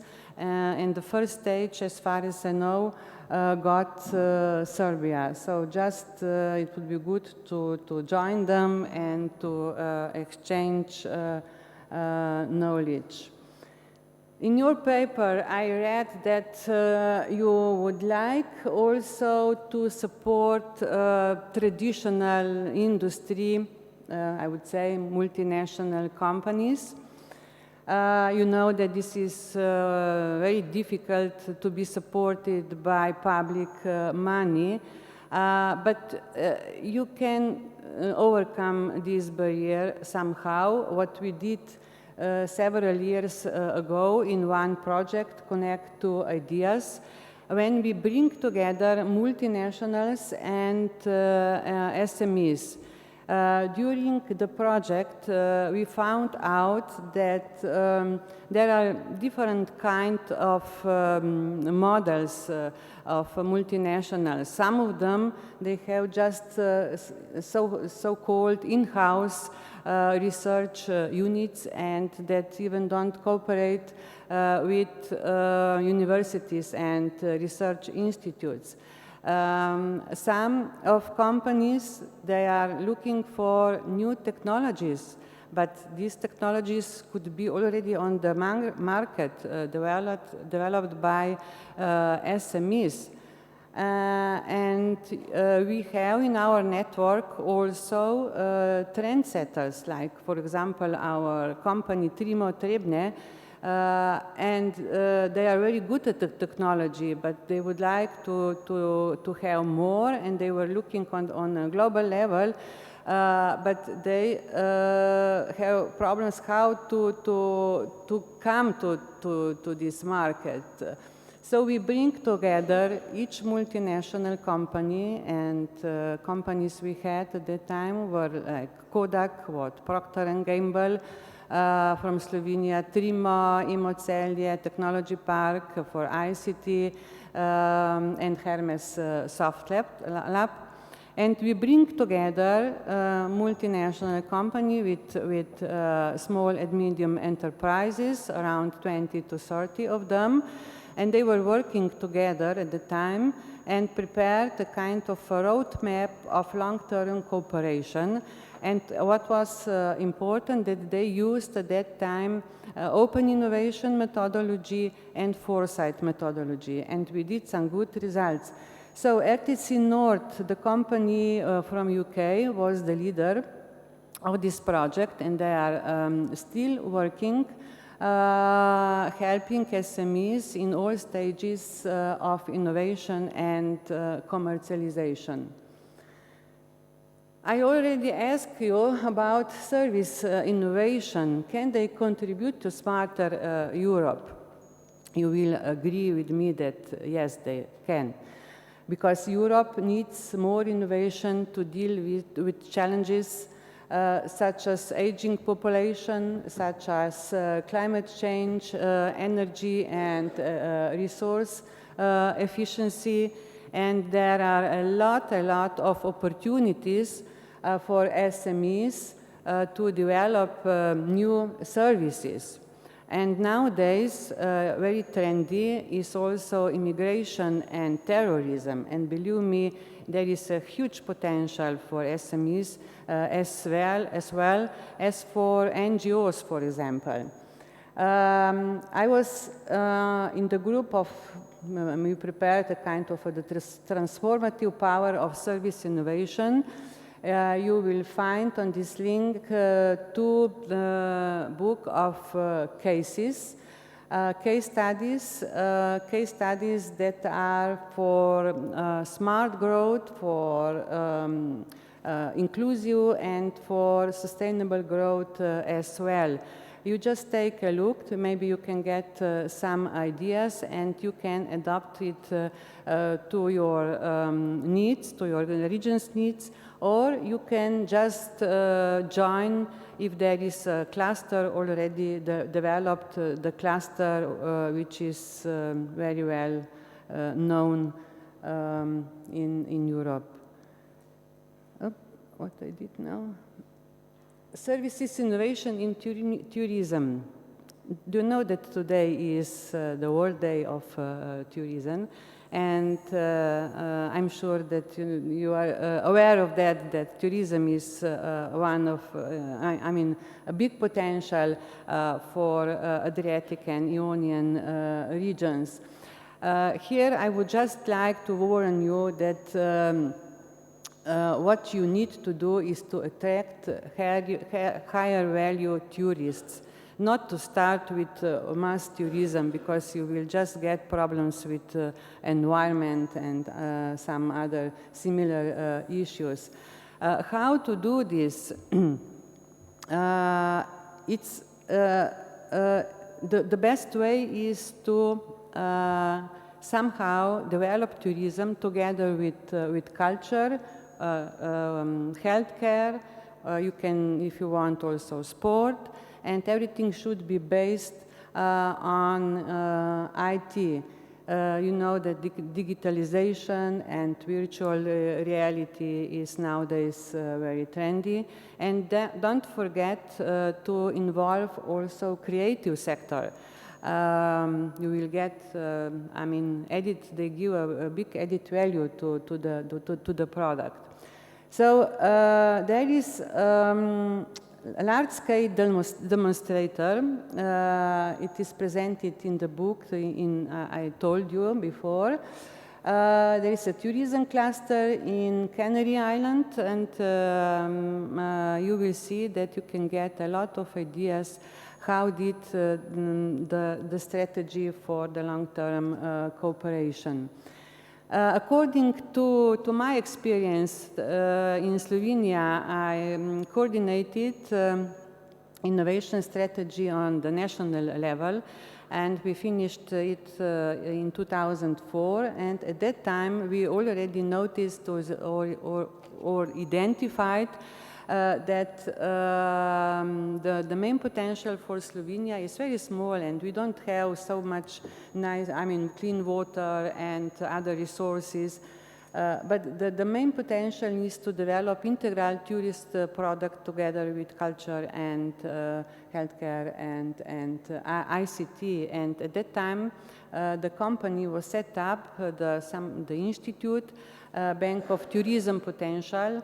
They are still working, and they are on one side they are looking for good tourism ideas, and on the other side they are looking for funding. They bring together investors and ideas, and at the end of the day they have some money for awarding the best ideas, best business plans as well.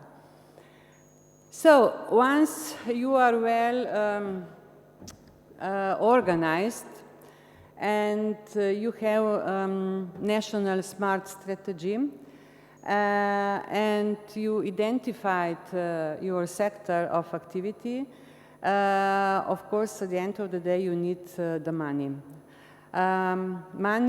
But you know all that there is a lack of public money.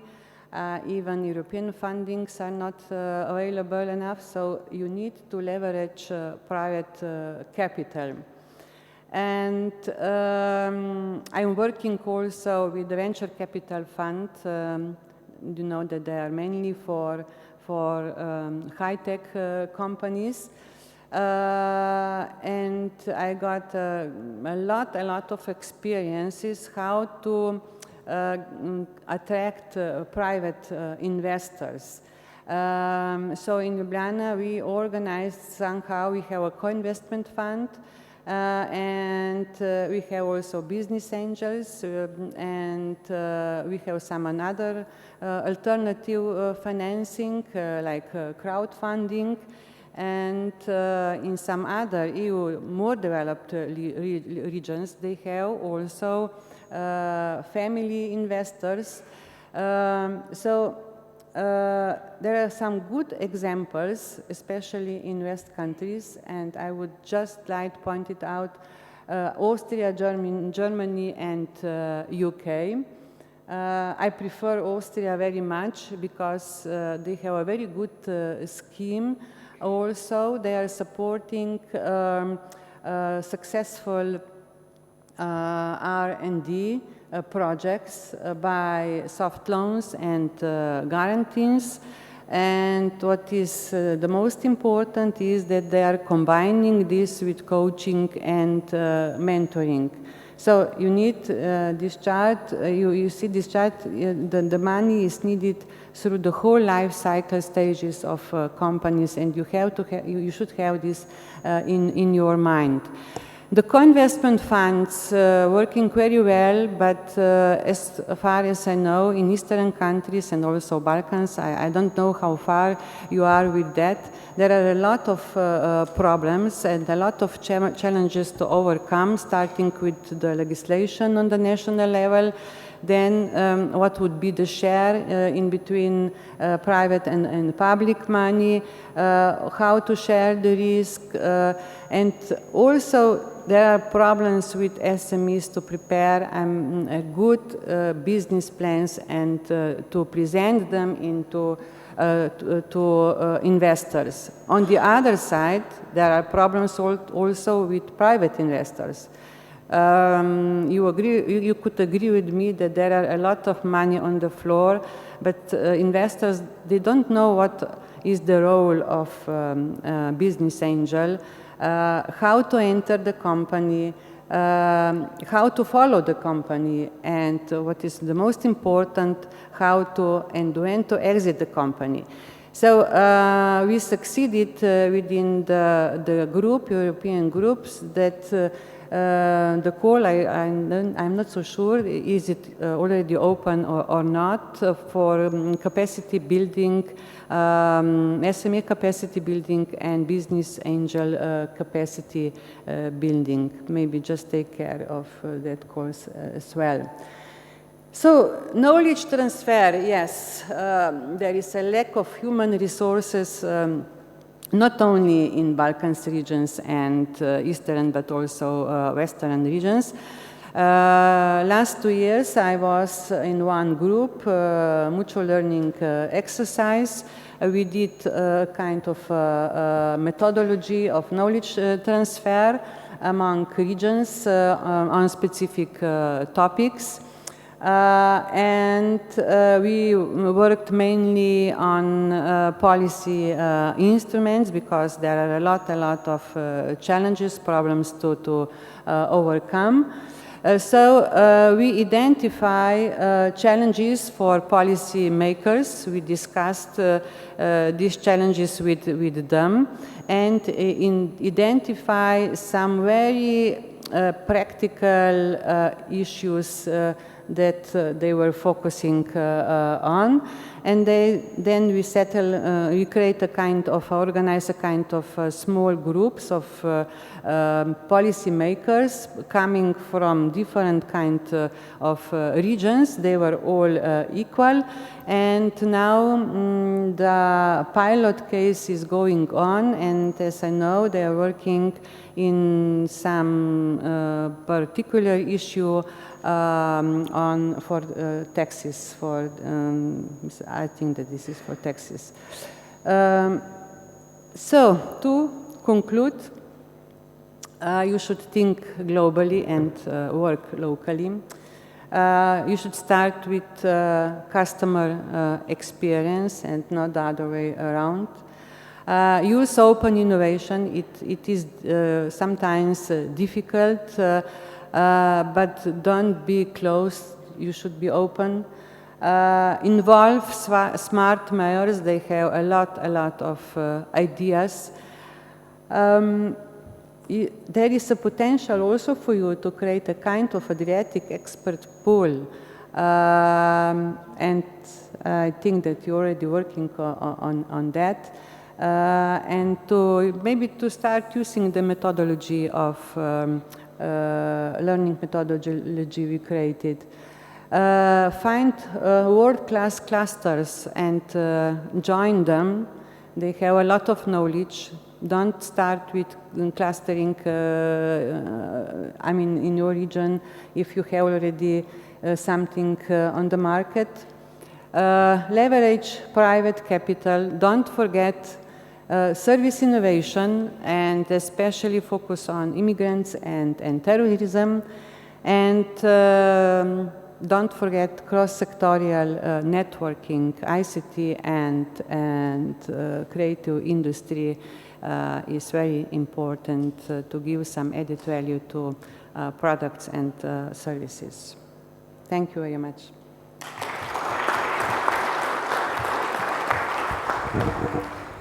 Thank you, Dr. Rangus. I think it's very important that you have opened also the focus of this conference to the capital issue and also the different meanings of innovation. And I would like, and also you have mentioned the new avenue of practice of innovation that is called open innovation. So I think it's now about the right time to give the floor to Nicola Redi, that is coming from the venture capital industry, but he's also an expert of open innovation, and probably would like to add something to your presentation. And so, Nicola, the floor is yours. Thank you, Andrea. For the sake of variety, I will be standing for a while, and also for the sake of technical reasons, I hope you can hear me, because yeah, I'm too tall. That's why I was looking for that microphone. Okay, great. So, well, good afternoon. What I'm basically supposed to speak about is how we venture capitalists look to academic entrepreneurship and technology transfer. But I'd love to, let's say, comment a little bit at the end also about venture capital itself. So it's not just speaking about universities and academic technology transfer. So first, let's start from ourselves. So never trust investors. Okay, this is the starting point. If you just look for money and money is your main goal, you don't have nothing. So you still are a poor man. So money cannot be the goal of technology transfer. Professor Picaluga was very straightforward and said, yeah, we want to transfer our technologies. If we make money, that would be nice. Now, I have to make money, otherwise I will be out of business. But nevertheless, we make money only if you have a higher goal. Otherwise, money for money doesn't pay back. And this is very relevant because in several occasions, I'm still hearing that we need more venture capital, we need more financing, while on reality, if you look to the figures, and we've studied them both at European and Italian level, money is there. It's badly spent, but money is there. So it's just a matter of how you spend your money, what are the financial tools that you use for promoting innovation, and not really just enhancing money for itself. We spoke about innovation. Now, when it comes to innovation, it's not just having new ideas, not just having an invention. But we want to change people's lives. This is our goal. Whether we do it through market products, market services, or even government innovation, whatever it is, this is our final objective. Innovation is the driver for economic development. This has been clearly recognized by European Union as the way for promoting our well-being all around our 28/27 countries. We don't know yet, we are still 28. And this is what we want to have, changing people's lives. Now, the way innovation occurs is through this paradigm that we call Open Innovation 2.0. You know, Open Innovation 2.0 stretches the framework. I basically stole this slide from the Interlab presentation of 2013 during a European meeting about open innovation. Open Innovation 2.0 is leveraging innovation ecosystems. Innovation ecosystems are like living beings. You have firms, you have universities, big firms, small firms, startups, you have users, you have government. We saw previously the quadruple helix, okay? This is relevant. We need to have all the components of an ecosystem working together. This is the only way we can innovate. And this is exactly, let's say, how we would like to implement policies and how we would like, as venture capitalists, to work on in the future. Now, who are the main actors of innovation ecosystems? We have talked about small, medium enterprises, but in reality, a recent research that was published as a chapter in the Open Innovation Annual Report, published 2016 by the European Union, and actually was written by Alberto Di Minin from Scuola Sant'Anna. Alberto made a research, and he basically discovered that the drivers of innovation ecosystem in the framework of Open Innovation 2.0 are big firms. The big firms have the power, have the vision, have the patient, have the organizational assets to promote innovation ecosystems. They know how to manage R&D partnership. They know how to leverage several partners in innovation all over the world and in the premises of their innovation hubs. This is just one picture taken from the Philips Eindhoven facility that was, it's basically a facility created by Philips in order to promote an ecosystem of innovation based on the Open Innovation 2.0 framework. Small medium enterprises are as relevant as well. They do not have the power to manage open innovation systems. They don't have the organizational and the patient, the organizational, let's say, framework and the patience, but they're flexible. They're very fast. They can easily adapt. And they will be much beneficial for themselves to cope with the big firms, but they also will provide significant benefits to big firms. It's very common in the Italian scenario that you see around big companies. In industrial districts, you see small companies. We have an industrial district that is the second in Europe for medical devices. And it's full of small companies, around 5 to 6 million turnover, that are FDA and Food and Drug Administration certified. They have been, in the past, maybe part of big corporations, and they push new products forward, which eventually become part of the product portfolio of big corporations. So they are fast, they can easily adapt, that is called the gazelle companies, and this is the role of SMEs that we would like to see in open innovation ecosystems. So we talk about big firms, we talk about SMEs. How about technology transfer? Technology transfer is basically the pipeline. It's like the blood system, the blood circulation system of an innovation ecosystem. So we want technologies and knowledge to be spread around the innovation ecosystem itself, and universities are the spillover. Now, I didn't put water, I put wine, because I believe that you are very good spillovers. So universities have much more value in what they spill into an innovation ecosystem. And they spill value not just in the shape of intellectual property, not just in the shape of spin-off companies, but also people, contract research, graduated people, PhD students. This is your knowledge that is transferred into the ecosystem. So universities have the crucial role in open innovation ecosystem to be the knowledge spillovers. The question is, how about entrepreneurial universities? Because we have been talking much about entrepreneurial universities. Does it mean that we have to transform universities into entrepreneurial companies?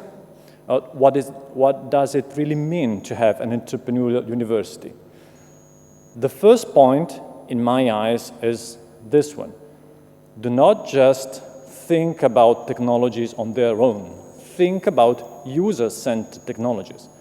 Put your user at the heart of your development process. Whether it is a patient, whether it is another company that needs new technology, whether it is a consumer, he is or she is in the middle of the technology. She has the need, he has the need of the service, the product that you're thinking about whenever you're developing a new technology. If this is not the case, well, most probably you're not going to innovate. You're just inventing something, but you're not innovating based on the definition I gave you before. OECD states that 80% of the value that you can capture out of innovation is in the adoption phase. When you commercialize something, here it is where you create value. Not just producing innovation, not just producing technology, that you create value. And basically, the MIT definition, innovation is there only once it's adopted.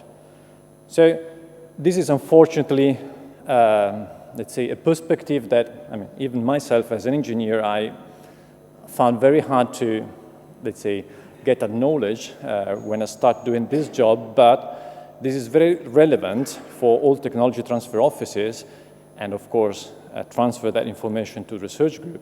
Always put your final customer in the middle of your development and know that if your innovation is not worth someone, is not worth for the market, this is not going to be innovation. So this is the first challenge.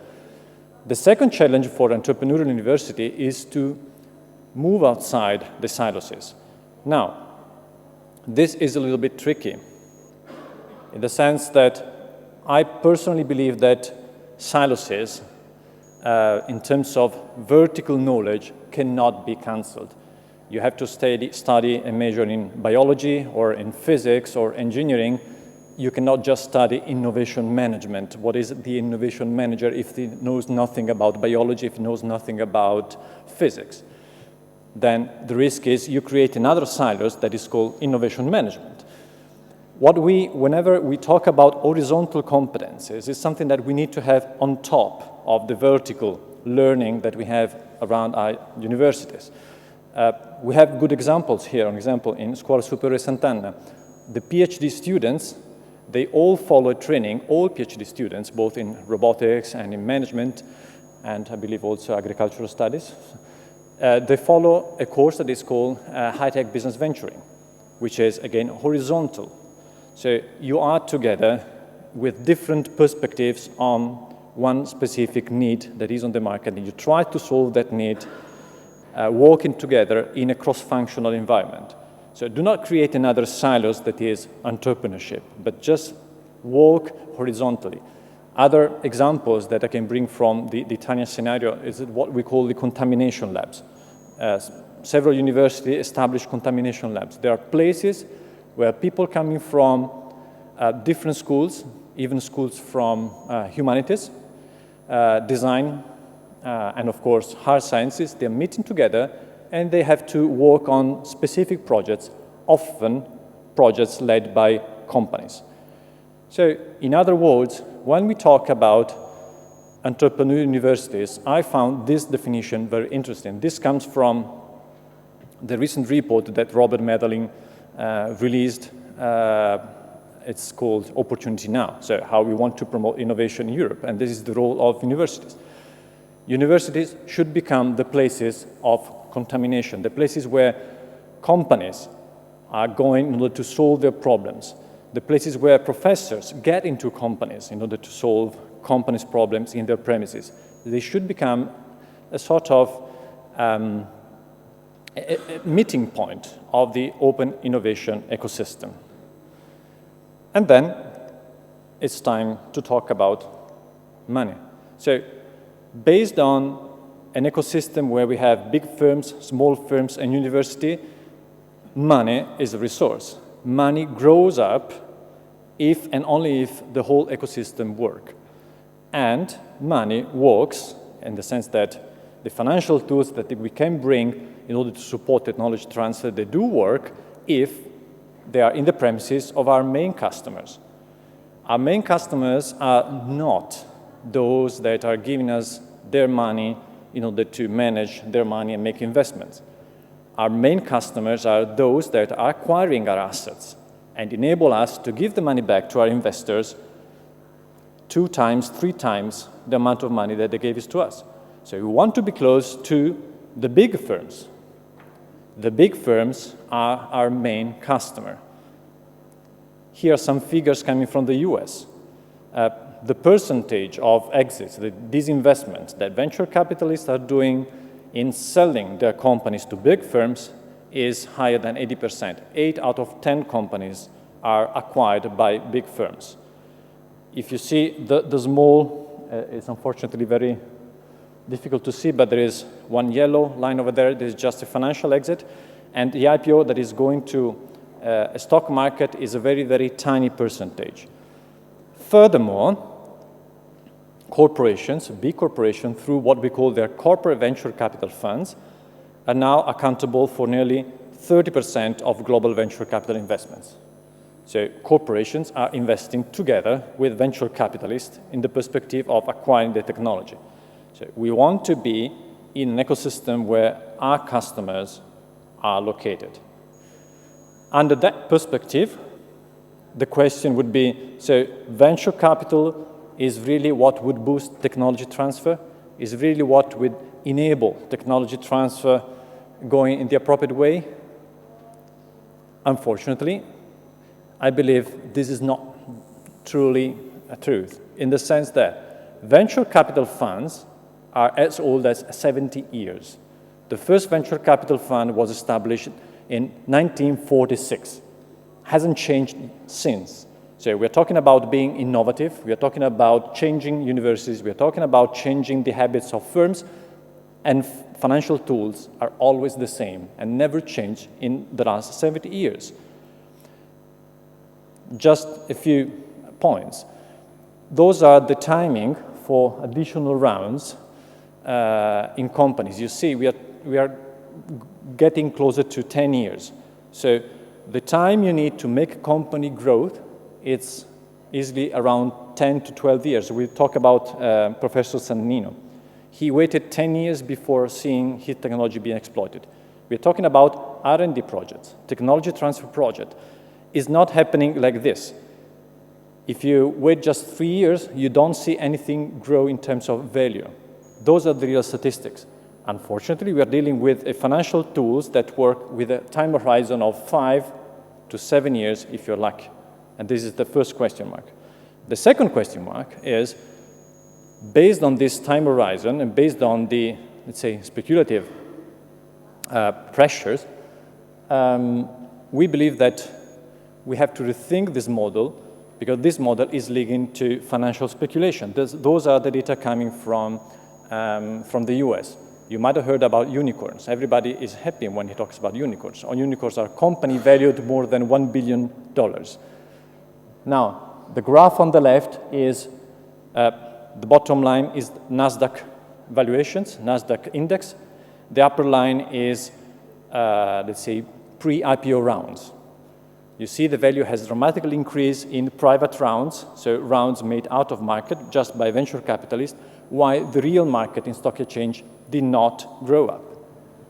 Those lines over there, the blue line is the number of unicorn companies that have been sold. The green line is the number of unicorn companies that are still receiving money from venture capitalists or hedge funds, but have not been sold.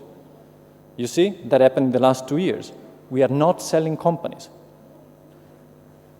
Last graph, in the second quarter of 2016, nearly half of venture capital investment have been put only in unicorns. That is, the money goes where the money is already there, without having returns of those investments. So, are you really sure that this is the right tool for promoting technology transfer? We mentioned about previously the German case of a high-tech Grünenfund. We can name the incubator and seed program of the Office of Chief Scientist in Israel. Imperial innovation, an interesting case. There are other financial tools that I believe, or a combination of those tools, that are more effective in promoting technology transfer with financial institutions, big firms, small firms, etc. And those are exactly one of the tools few tools that I believe can be effective and might be implemented in the Adriatic region as well. So this is actually food for thoughts for any further prosecution of the Pacino project, and I leave it for the evening in Trieste. Enjoy it.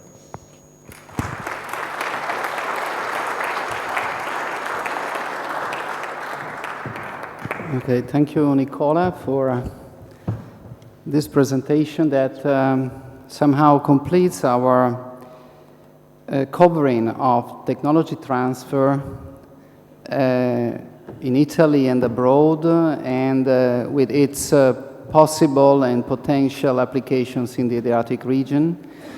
We are very interested now to learn what the European Union is going to do with reference to the Adriatic region, and in particular, what kind of programs are being set, either to give continuity to projects like Pacino or to start new ones that are targeting innovation, but not only. So I would like to give the floor now to Mr. Curzolo.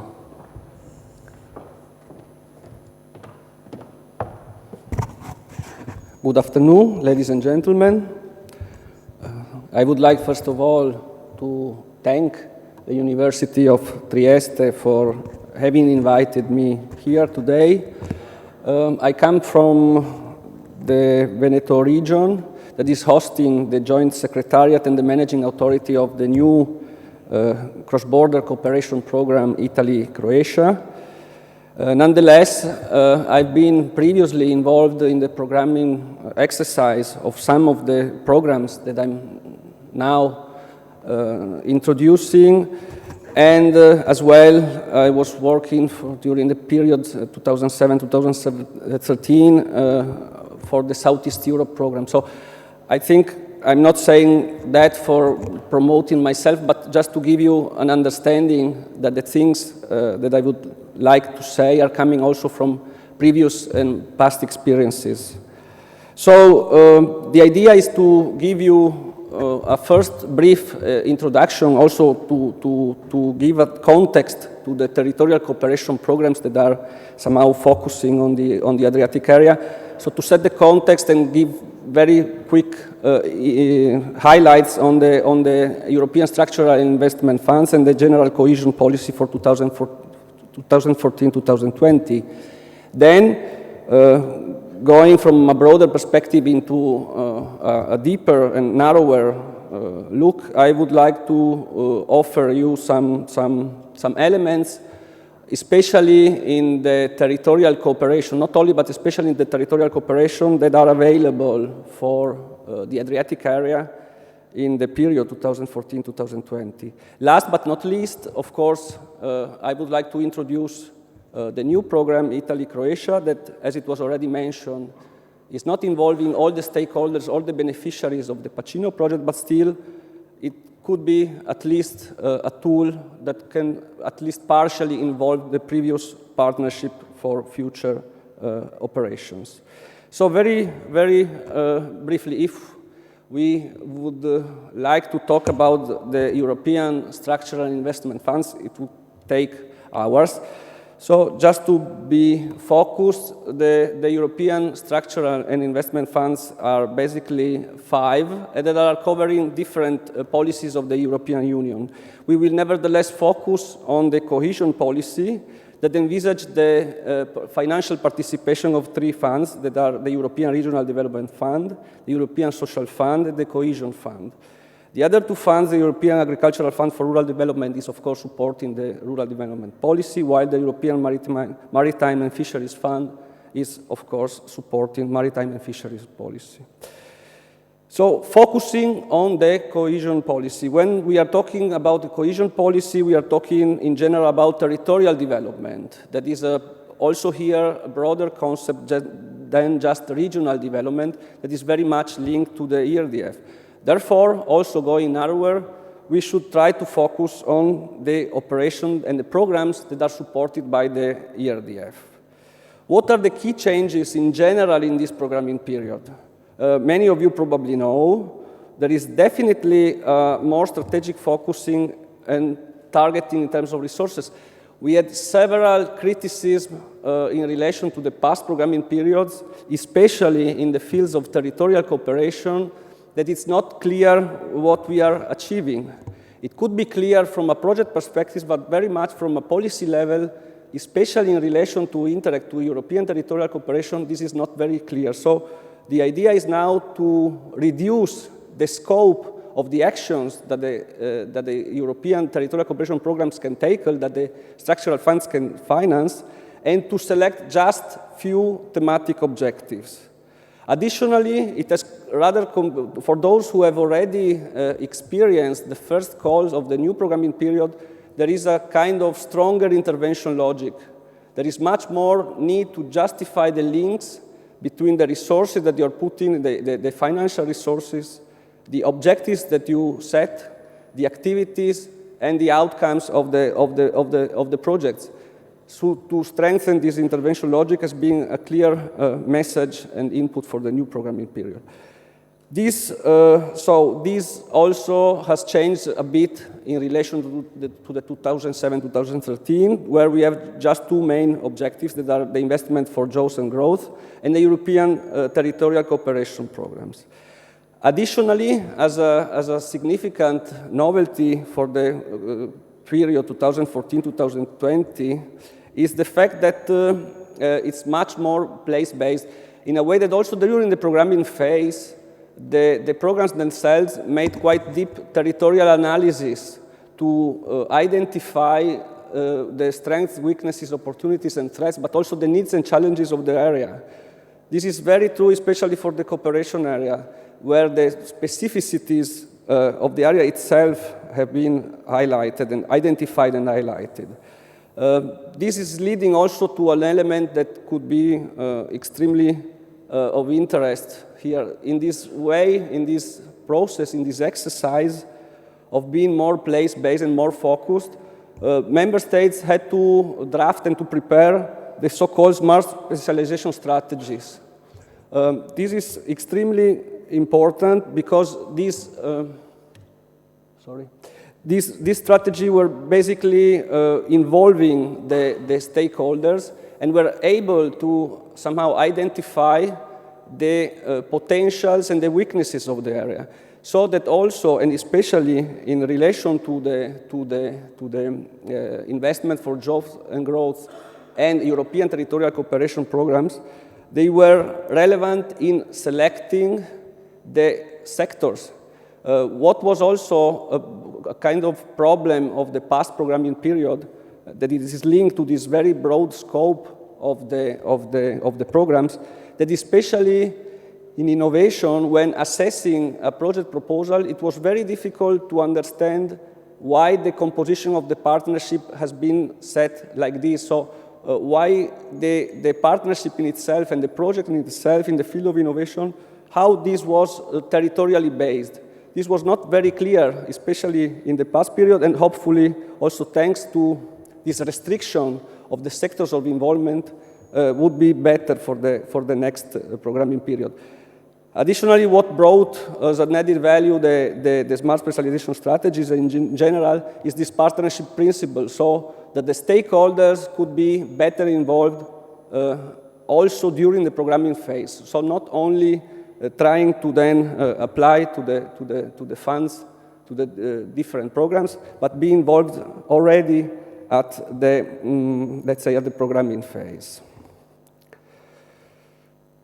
Moving to the possibility and opportunities that the cohesion policy is offering for the Adriatic area. Of course, there are several national and regional ERDF operational programs. This is a bit, I'm saying national or regional because this is very much depending of the country. It depends whether there are effectively regions that are managing operational programs or not. In general, most of the ERDF operational programs have selected the thematic, among the others, the thematic objective 1, that is strengthening research, technological development, and innovation. Of course, when we are talking about national and regional ERDF operational programs, these are basically instruments that are supporting single beneficiaries of that given region or country. It's not about cooperation. Cooperation is now labeled Interact, back to the old brand, and it's basically supporting transnational and cross-border cooperation. There are several cross-borders. I'm representing one, but there are several that are covering the Adriatic region. There are several that are also difficult to list all of them. So I will just focus in the next slide on the possibilities offered by transnational cooperation. That also, given the size of the IPA program, that was, although it was a cross-border, the size in itself could be somehow comparable to a transnational instrument. That's why a bit of focus will be given to the transnational strand. Another important element is that, of course, we are discussing and talking about European structural investment funds that are devoted to the member states.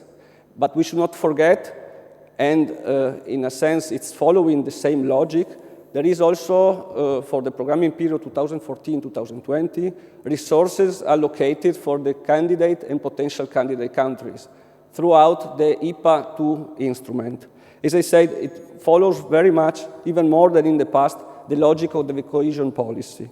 Also in this case, you have some national programs that are, however, rather supporting competitiveness rather than innovation in itself. Last element for this Adriatic, let's say, picture, we have to mention that there is another policy instrument that is called the European Union Strategy for the Adriatic Ionian region.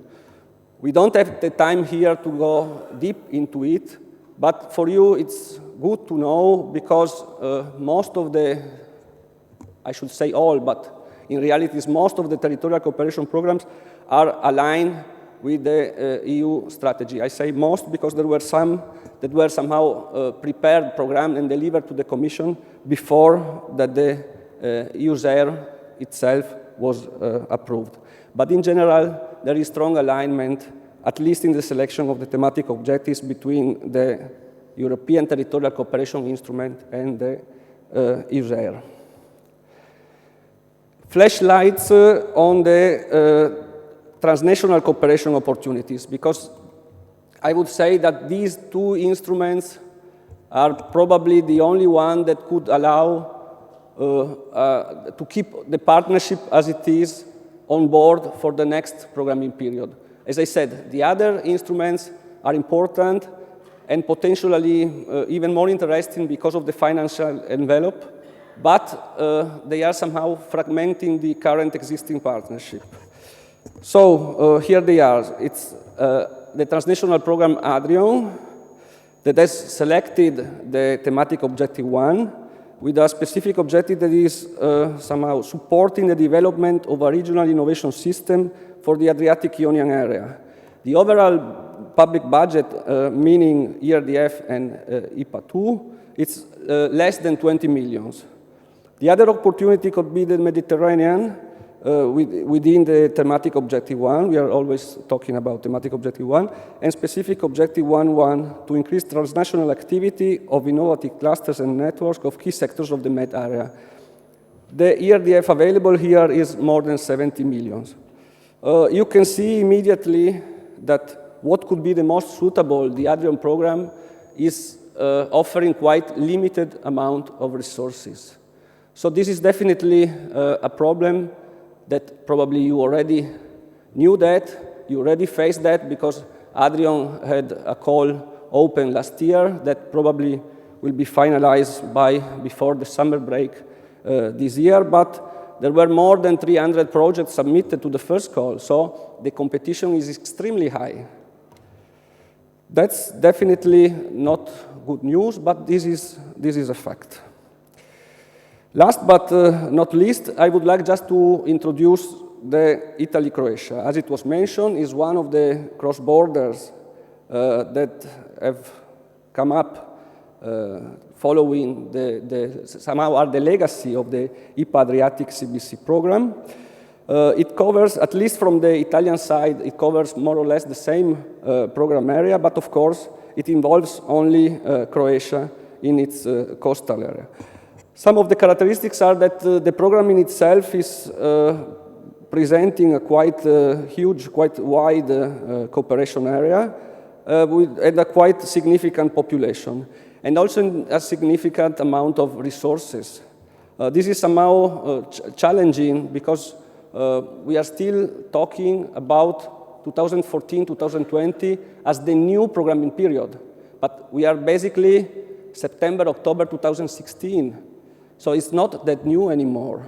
That means also that as the entire process is late, that the programs are still not in the contracting phase. So there are those who are selecting the projects and those that are not even launched the call. So there will be extremely pressure probably also then transferred to the beneficiaries of the future projects to carry out the activities quickly, because the whole program, at least for the Adriatic programs, there is quite a gap of one year and 1.5 years. And this is quite a significant, because as I said, there will be quite hard times then in managing the projects within the given time frame. Very quickly, what is the Italy-Croatia financing? What are the selected thematic objectives? Also, as it was mentioned before, there is the thematic objective 1, that is strengthening research, technological development, and innovation. We have selected then the thematic objective 5, that is more related to the management and promotion of adaptation strategies to climate change and risk prevention. Thematic objective 6, that is quite broad, from environment to culture, and thematic objective 7, that is supporting the, let's say, the environment's the shift to a more sustainable transport methods. The 5 minutes and I will be over. I will just like to focus on the priority 1 of the Italy-Croatia, because it's focusing on innovation. It's called Blue Innovation. The name of the specific objective, the aims of the specific objective are to enhance the framework conditions for innovation in the relevant sectors of the blue economy within the cooperation area. Here we are going back to what I was saying.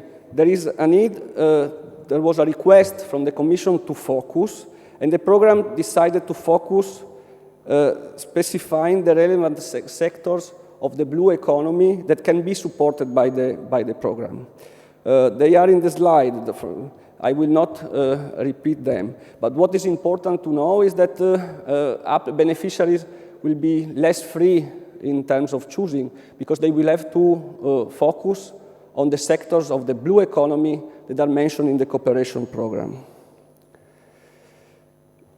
The activities, what kind of activities? This will be rather in line with also what you did in the past, because the specific objective is calling for enhancing the framework conditions for innovation. So we are not talking about infrastructure, we are talking about soft measures, specifically projects and actions that are aimed at creating platforms, networks, supporting exchange of good practices, and always there is the reference in the field of the blue economy. Different type of actions could be actions supporting cluster cooperation, joint pilot initiatives, in order to boost the creation of marketable, innovative processes and products, always in the field of blue economy. There are, of course, this is taken from the cooperation program. There are several examples that can be listed, but as always, these are basically examples. They are coming out also from a stakeholders consultation that we carried out 1 year ago. So there was also input coming from the stakeholders, but it's important to know that they shall not be conceived as, let's say, exclusive activities. They are just examples to help the applicants to understand what the program will support. To somehow summarize the Blue Innovation Priority Axis. So the first thing important is that in general, Interreg projects are about socio-economic development. That means that pure research and development, pure academic activities are not supported in this kind of programs. In this field, somehow, and it is linked to what I said before, the Interreg projects shall contribute to the so-called stairway to excellence. So it's also a way to help less developed regions and states to access also the possibilities given by Horizon 2020, where in that sense research excellence is funded. So it's not Interreg, but Interreg should be supporting the fact that you could also prepare a winning proposal for Horizon 2020 or Erasmus+. And of course, there is always this need to consider Interreg as a translator of knowledge into value and business opportunities. So this is always the very proper instrument for transferring somehow the deliverables of the academic field into the business. Going to the very end, here you have in the slide the financial plan. So as I said, it's quite a significant amount of money, even more if you consider the opportunities given by the transnational programs. The problem is that also, as I said, it will be probably more a challenge to absorb these funds in the given period, because it's quite some resources in a very specific program that is basically a maritime program, very much focused on the sea. So also general other kind of cooperation that are possible when you share a border, a land border. Here it is not possible. You can already see that for the thematic objective 1 and the priority 1 and the Blue Innovation, there is an allocation of 28 million for the next few years. So when we will launch the call, basically hopefully the first call for proposals should be open by the end of this year. There are still the rules, detailed rules are somehow under discussion, but we are optimistic that we will manage to open the call before the Christmas break. It will be open to all priority access and specific objectives, so you will be given the opportunity to prepare your application on all the available axes that I described before. There will be two types of projects. There is a decision in this sense, and this could be also interesting for you, because basically beside the standard projects where basically it will be operation lasting 30 months, so involving the normal activities that you carry out in transnational cooperation.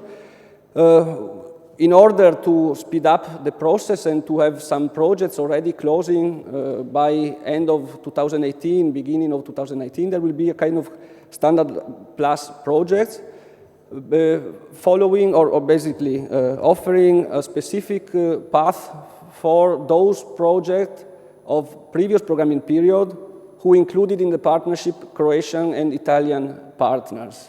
So this will be valid basically for MED, Southeast Europe, and the IPA Adriatic. There are specific resources and the specific rules, but what is important is that in the new partnership, at least one Italian and one Croatian partner of the previous project shall be involved. The budget that will be allocated for this first call is 53 million euros for the standard, while we will allocate 10 million euros. We are always talking about ERDF on the standard plus. The selection criteria are still under discussion, will mirror the same standard criteria that are used in territorial cooperation and that have been developed under the Interact HIT platform. Also here, the ranking list of the first call will be based on priority, so there will be not a single ranking list, but 4 ranking lists according to each of the priorities that I mentioned. I think that was all from my side. If you have any, if you would like to receive additional information, you can always contact the Managing Authority Joint Secretariat or access our program website. But I'm also coming to the gala dinner, so if you need any personal clarification or contact, I will be free and happy to support you also there. Thank you very much.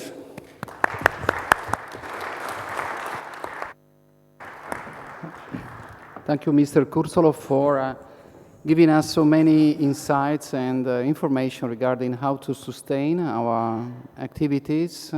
So not only Adrio, not only Med, but also some specific actions of your program, Interreg Italy-Croatia, which is about to open in a few weeks.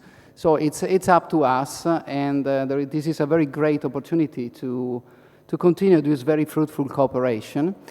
We are about to formalize this ideal continuation of our collaboration with the signature of the Memorandum of Understanding. But before, we have a few minutes available to open questions and answers short session. If there is any intervention from the audience, any question to be asked to the speakers, feel free.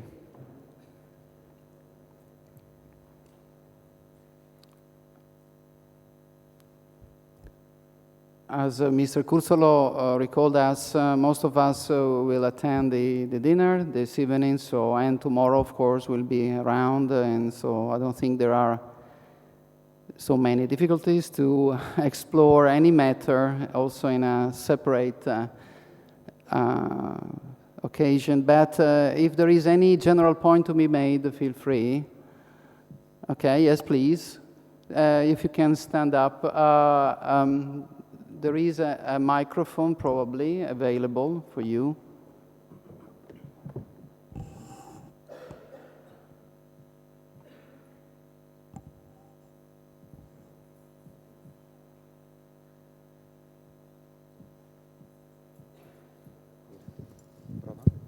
Okay. So I would like to ask the countries involved in this kind of comparison. If I'm not wrong, some countries that are not on the technological frontier. Correct me if I'm wrong.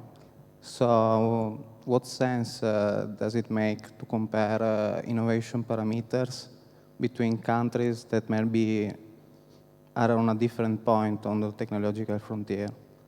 And the second point, I would like to ask Nicola Redia about which kind of possible new structural financing for the venture startups could be thought at this point that could evolve the venture investments. Thank you.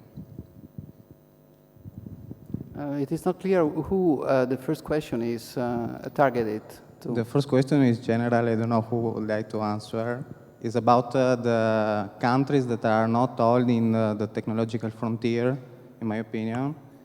What kind of sense? You mean the comparison we made about in the different Adriatic countries?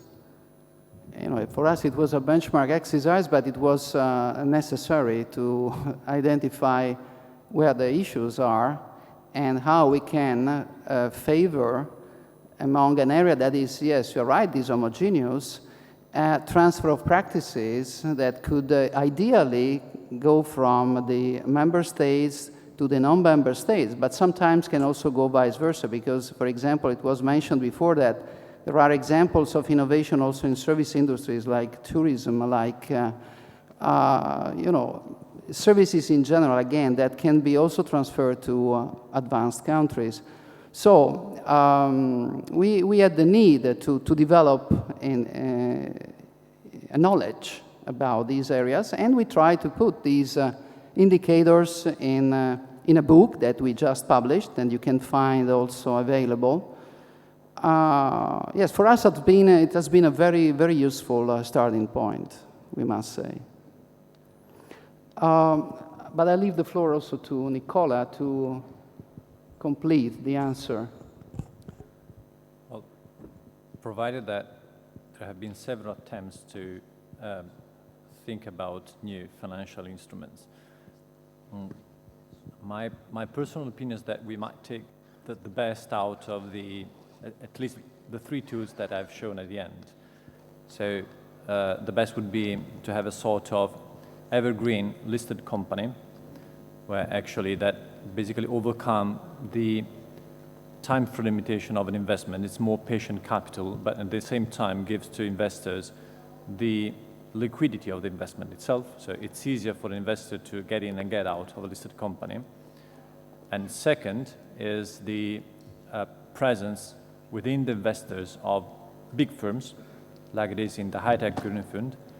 And the third point is providing not just equity investments, although it's smart money like the venture capital industry, but also provide I would say the flanking and the services that are given, an example, by either high-tech Green Fund in terms of acceleration and mentorship by big firms, and also those provided in the Israeli system through the presence of incubator run by big firms themselves. So you do have much more smarter money than through just venture capital. Thank you. Any other question? Okay, yes, please. Diego Bravar, University MIB, University Trieste Board of Directors. I would to ask and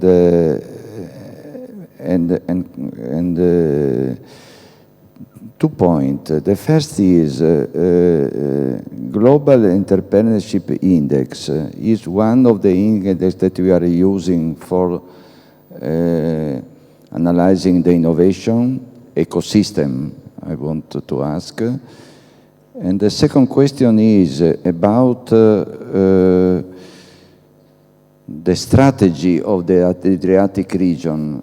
Could we say that tourism, blue economy and white economy could be a sort of strategy that are coming out? And the third is about the investors. How we can have more, what we can do for having more international private equity investors in this area that are investing.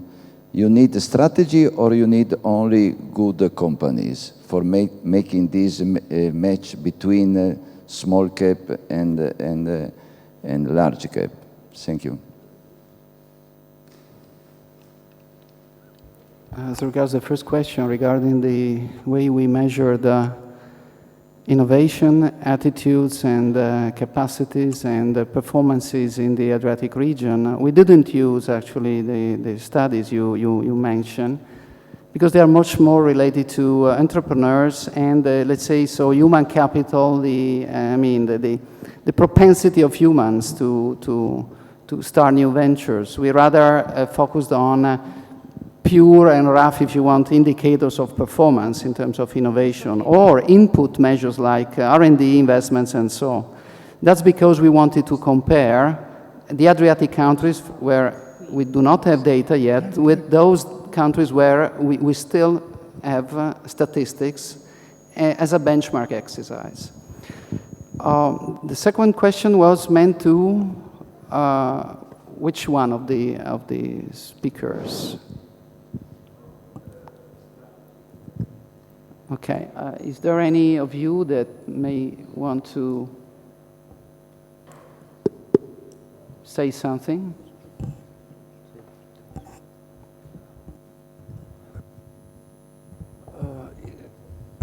Okay, I think that you mentioned especially, I think tourism as a kind of pillar or a key element inside the European strategy for the Adriatic Union.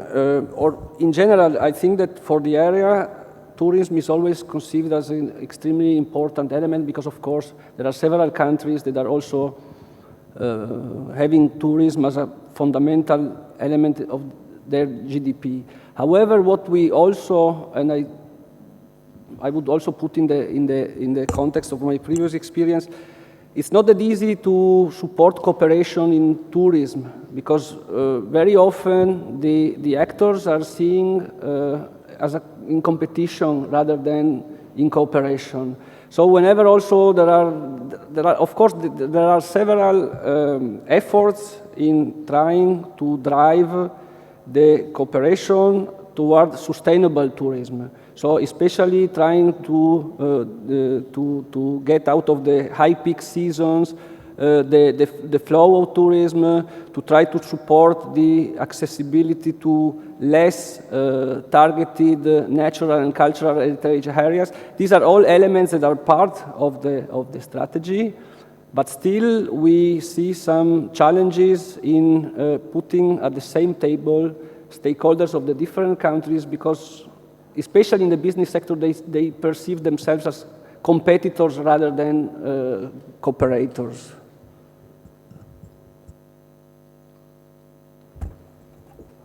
Well, let me say, the attraction of foreign investments is let's say a big challenge even for the Italian environment. So each country has its own peculiarities in limiting or enhancing foreign direct investments. Definitely, once you're able to have the presence of a big firm, mainly a multinational company that recognizes the value of a startup company, it's usually easier to have the presence of an international investor in that specific company. So what is relevant is to create hotspots, environment where the feeling of an investor in doing an investment is, let's say, that there run less risk for not only from, let's say, technological point of view, but also from the legal point of view, etc., which is unfortunately one of the, let's say, the weak point that we do have in Italy. The reason why we are not attracting so many foreign direct investments is that we have a legal environment that is not perceived as business friendly as other environments. So I would say have the big firms leading it, and usually venture capitalists, if they're industry focused, they have the right network and they know how to bring those companies close to the premises of universities. Okay, I thank you all for also this contribution to the discussion, and in particular now I would like to thank all the speakers for their valuable contributions. It is now time to move to the last part of the afternoon, very short moment. It's the formalization of a memorandum of understanding among the 8 partners of Pacino and the NetVal Association. So I would like now to give the invitation to the representatives of the signatories institutions to come over here at the desk and to celebrate this signature of the Memorandum of Understanding.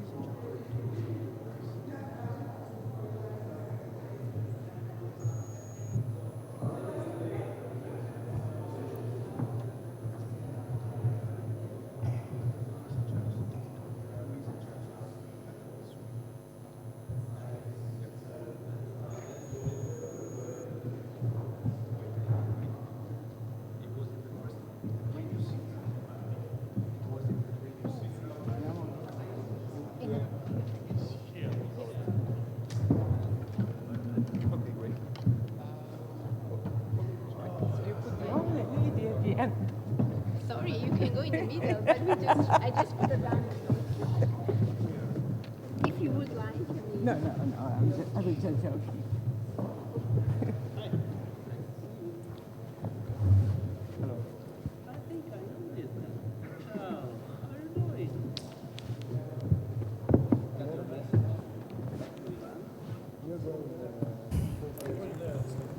I thank all the representatives for being here, and I must say that we are honored that most of the institutions have decided to send and be represented by their highest persons in chief. In particular, the rectors of the University of Trieste, University of Rijeka, University of Corfu, and the Ionian University, but also the dean of the School of Economics and Business of Sarajevo, and the CEO of COBIC, and the CEO, managing director of the Institute Mihailo Pupin. And also we have the representative of our partner of Montenegro and Professor Karadzic. So I would like now to ask all of you to put your signatures on the 9 copies of this memorandum. And of course, 1 copy will be left to all of you. Okay, so this is the folder. I think we can ask the first one to start with putting the signatures, and then we will proceed. It will take a few minutes, but please be patient. Afterwards, my colleague Guido Bortoluzzi is telling you something practical about what happens right now and also this evening.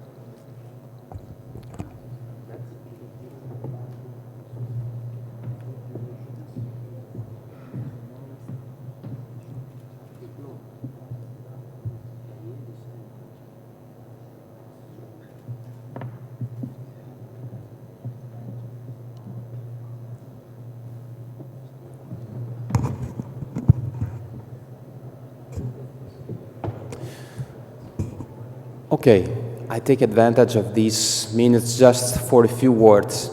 At the end of the signature of the Memorandum of Understanding, there will be an aperitivo on the ground floor, more or less in the same place where we had the welcome coffee this afternoon. Two very practical information for you of not getting lost in Trieste. Outside you will find a map of Trieste. This is important also for the pickup points tomorrow morning.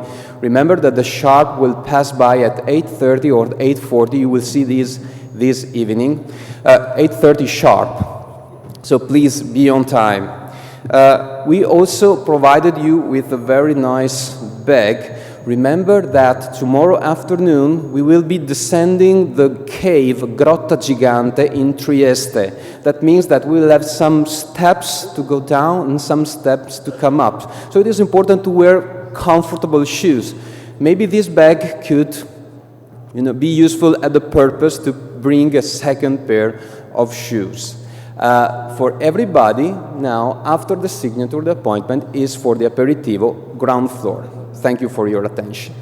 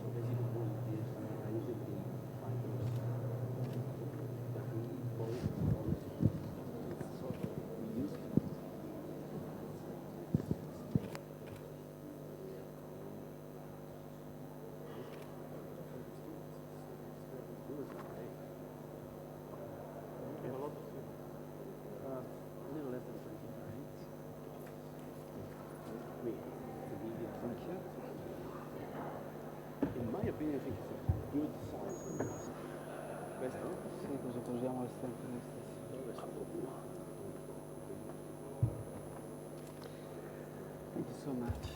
Thank you very much. I think the project was success.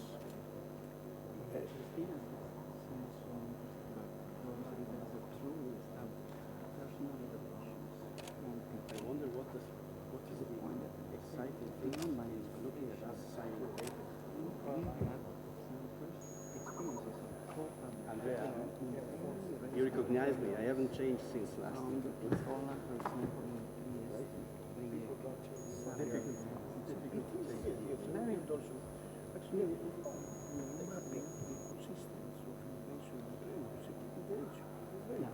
This is definitely very useful.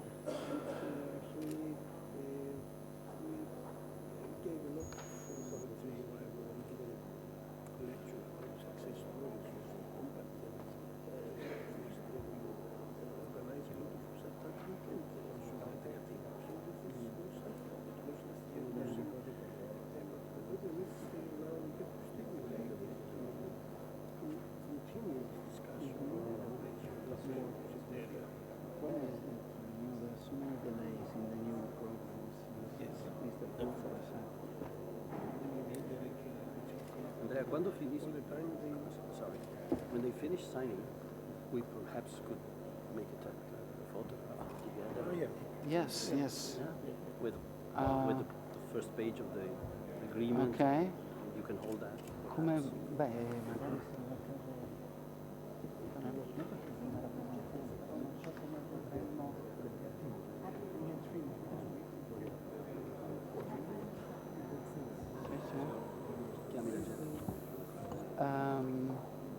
Chiediamo ai fotografi intanto di...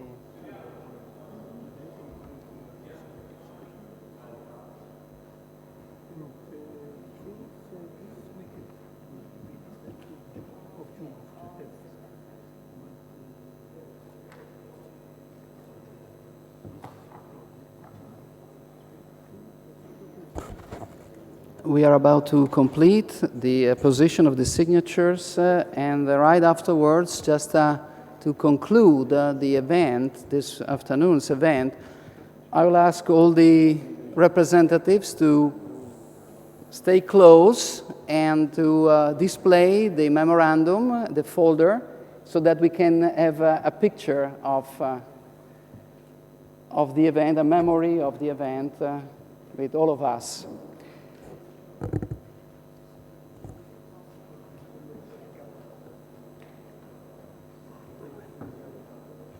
No, quello è il ricordo, cioè lo diamo come... Okay. So you can stand up.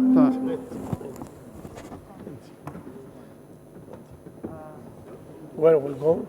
Oh, Mauricio. Down there. We go. No, yes.